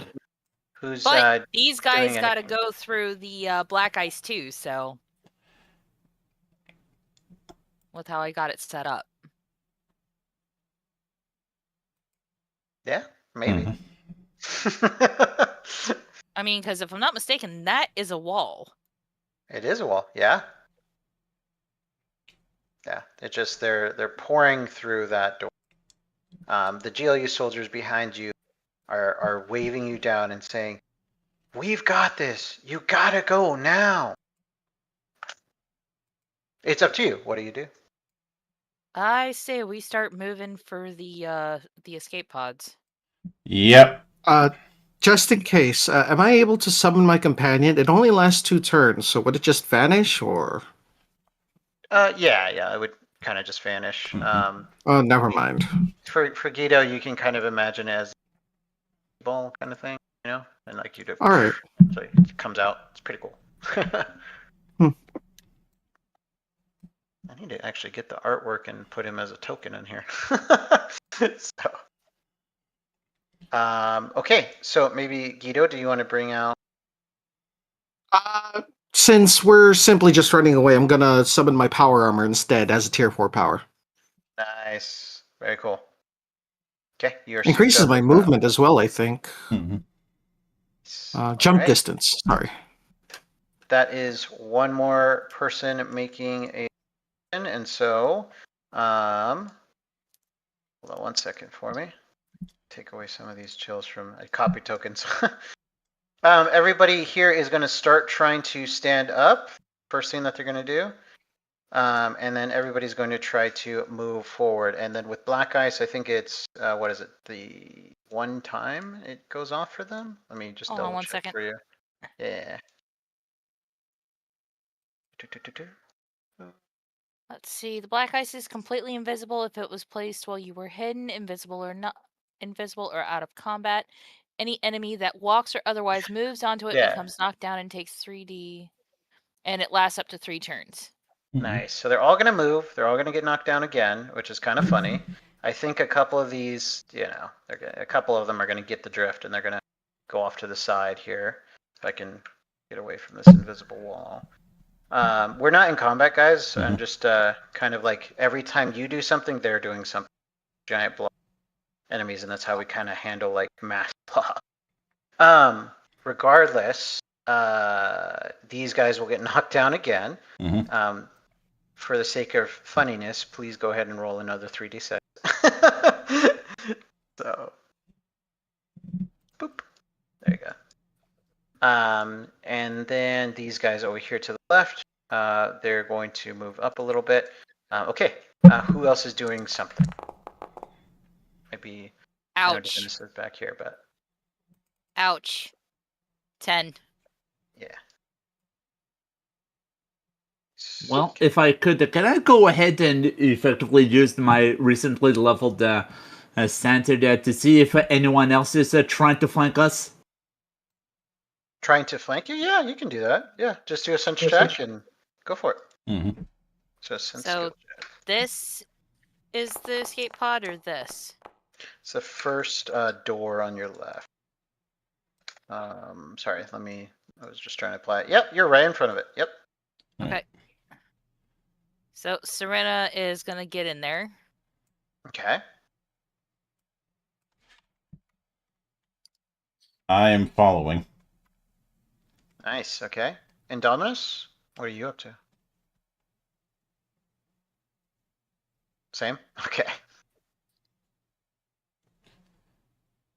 All right. And then as you guys are doing that, one of the soldiers right here towards the middle, just a huge like beam blast right towards it, towards him.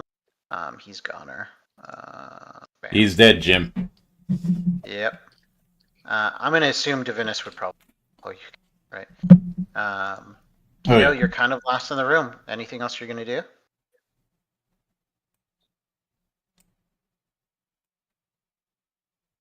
Oh, sorry. Keto, you still there? Moving. Moving in there too. Mhm. Okay, cool. All right. With that said, the soldier right here, and I think in, so that's good. I'm gonna. My tokens are being silly with me, Yep. so sorry. I'll just move your guy. Okay.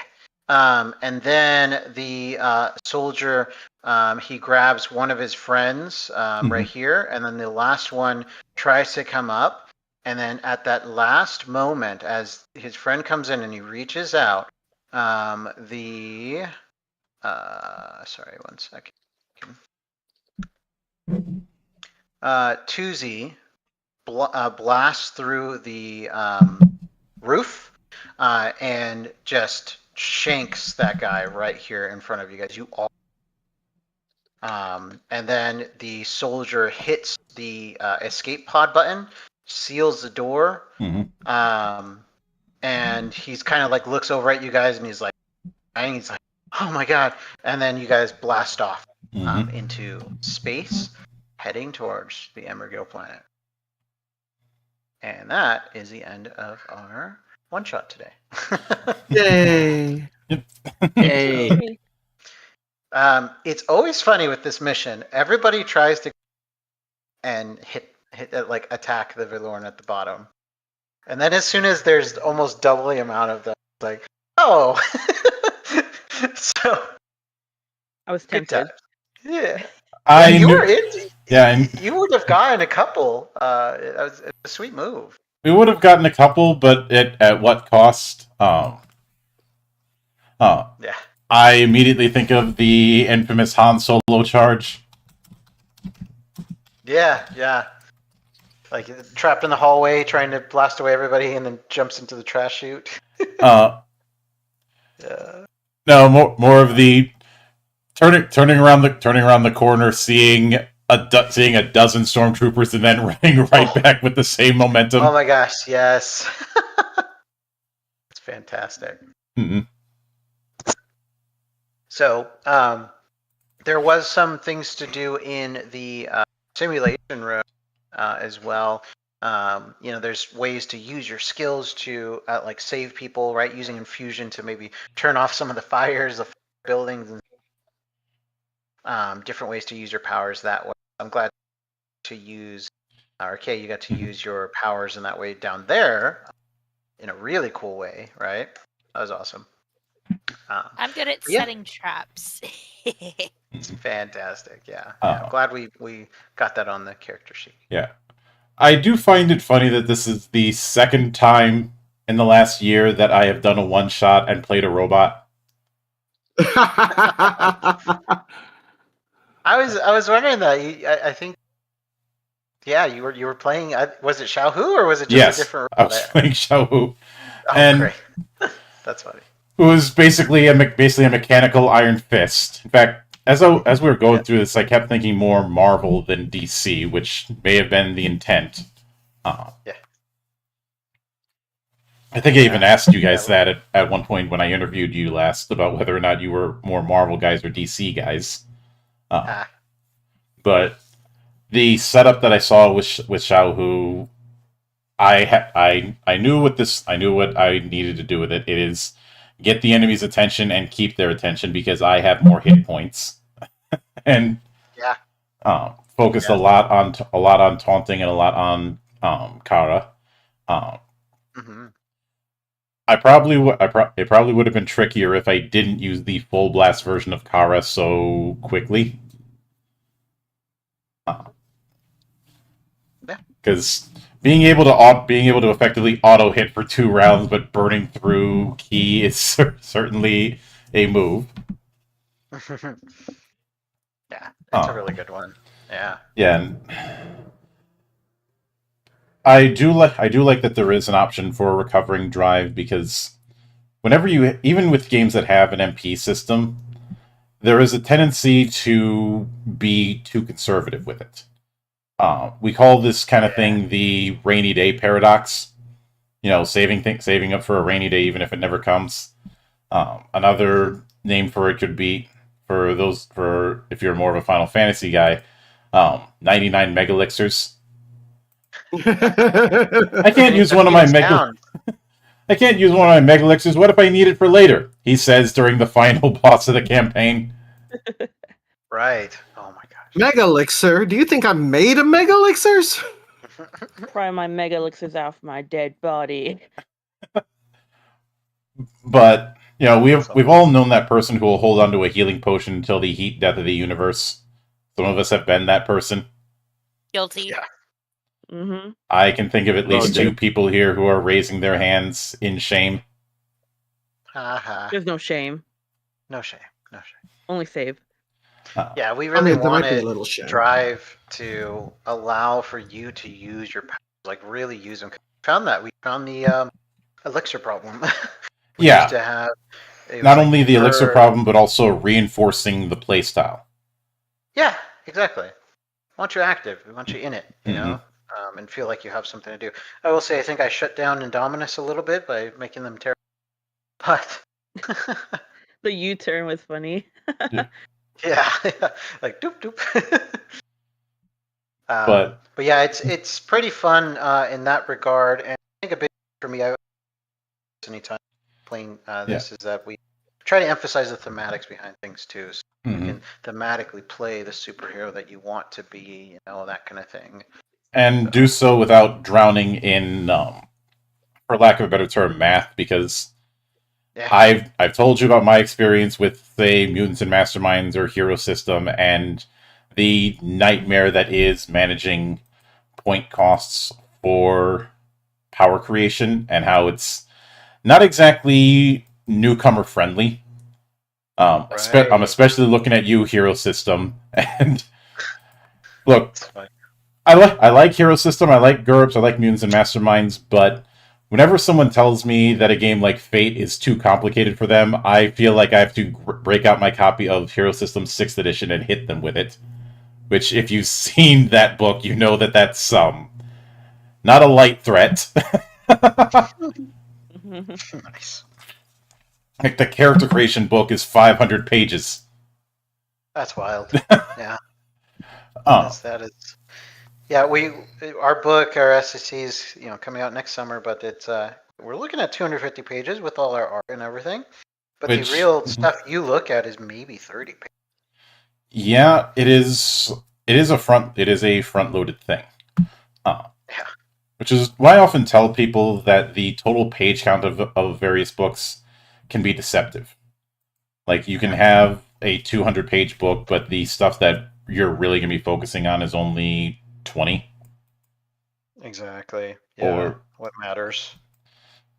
Or if you have a book that's highly stylized, like a Morkborg, the page count doesn't tell the whole story about how dense it is. And I have on Word of God that they did have an early version of the rules that was just on 1 page.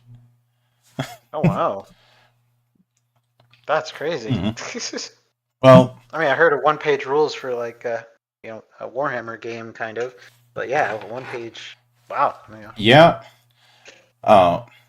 This is why when people say, oh, getting into tabletop is too complicated, I'm like, no, it isn't.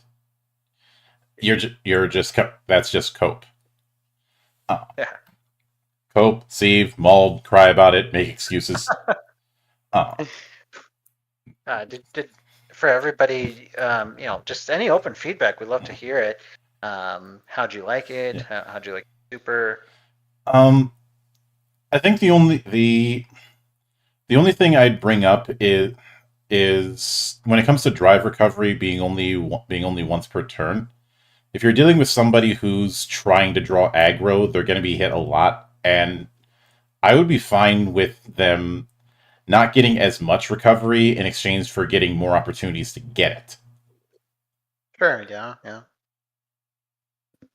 Because makes sense. Yeah, especially for a Guardian, you're meant to get hit multiple times. Yeah, You have the whole thing with taunt, which is an AoE effect, which means you're going to be pulling multiple foes close. Yeah. So only getting that once per turn. Now, granted, they still have to miss, but I'd be fine with that only giving like one or two drive points in exchange for being able to do it more than once. Yeah. So, and one thing for Guardians, we've heard that a lot, but let me just toss something out there. Level 3, you get emboldened buff that helps your allies, and a part of your drive recovery, if nobody hits you, is you can also gain drive ally. So did you see that? Did you want to do that at all? I had set it up to do that, but I had already gotten the drive benefit from not getting hit. Yeah, gotcha. So if that's the route that's going to be taken, maybe divorce those two. Sure. Because you're not going to be buffing as often because that's part of your action economy, but you are going to be getting attacked a lot as a guardian. Mm-hmm. So maybe a 3-in-1 rule. You know, 1 point when somebody misses you, and 3 points when you buff. Gotcha. Yeah, like a scaling amount thing. Mm-hmm. Yeah. Yeah, just Okay, I'm back. welcome back. And we're done. Okay, good night, everybody. Fuck you. Just play. We are. Yeah, it's just in the wrap up and giving feedback. I already mentioned what I did. It is very much a case of as mentioned. I think the other thing is when it came to the auto hit that I got from Kara, I wasn't sure how that affects saving throws, if those are checked the way you would check for crit with attacks. I'm just using saving throws as a catch-all. I know that's not the term used here, but you get what I mean.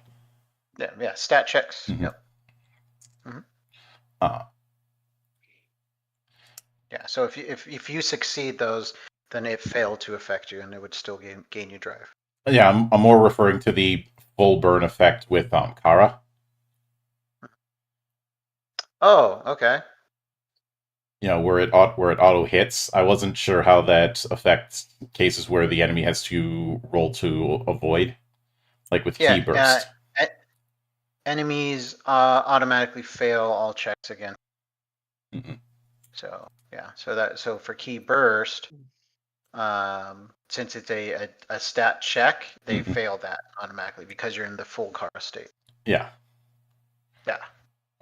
Sorry. It's fun. It just burns your resources. That's all. Yeah. So I think one of the takeaways I had, and I mentioned this earlier, but I may be considering using Roll20 for my own project, which I'm pretty sure I shared with you guys a while back. Yeah. We talked about it. I would just need help because Roll20 or Foundry? Foundry. Roll20, I'm not going to be able to do. Yeah, I said Roll20 by mistake. That was my brain getting crosswired, but.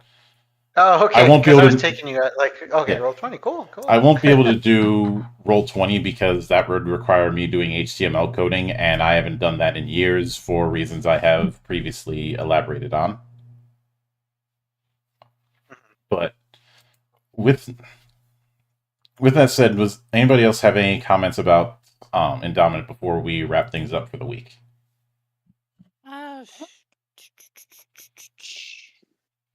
I mean, I think it's pretty good. No, I love superhero settings. I have something to say. Shoot. Well, coming from the disabled gamer perspective, I found the game I was quite pleasantly surprised at how relatively easy it was to get into, and I had a blast. Like I didn't come into this game with high expectations because of my condition to be able to enjoy this game to its fullest potential, and I was pleasantly proven wrong. Oh, great. It's awesome. One thing I Yeah. also really appreciated, especially with how the pre-gen characters were set up, of everything tied in together in some way, shape, or form. For Oh, yeah. instance, your abilities can tie into your talents. Of all of your skills can tie into your talents and your your archetype's abilities.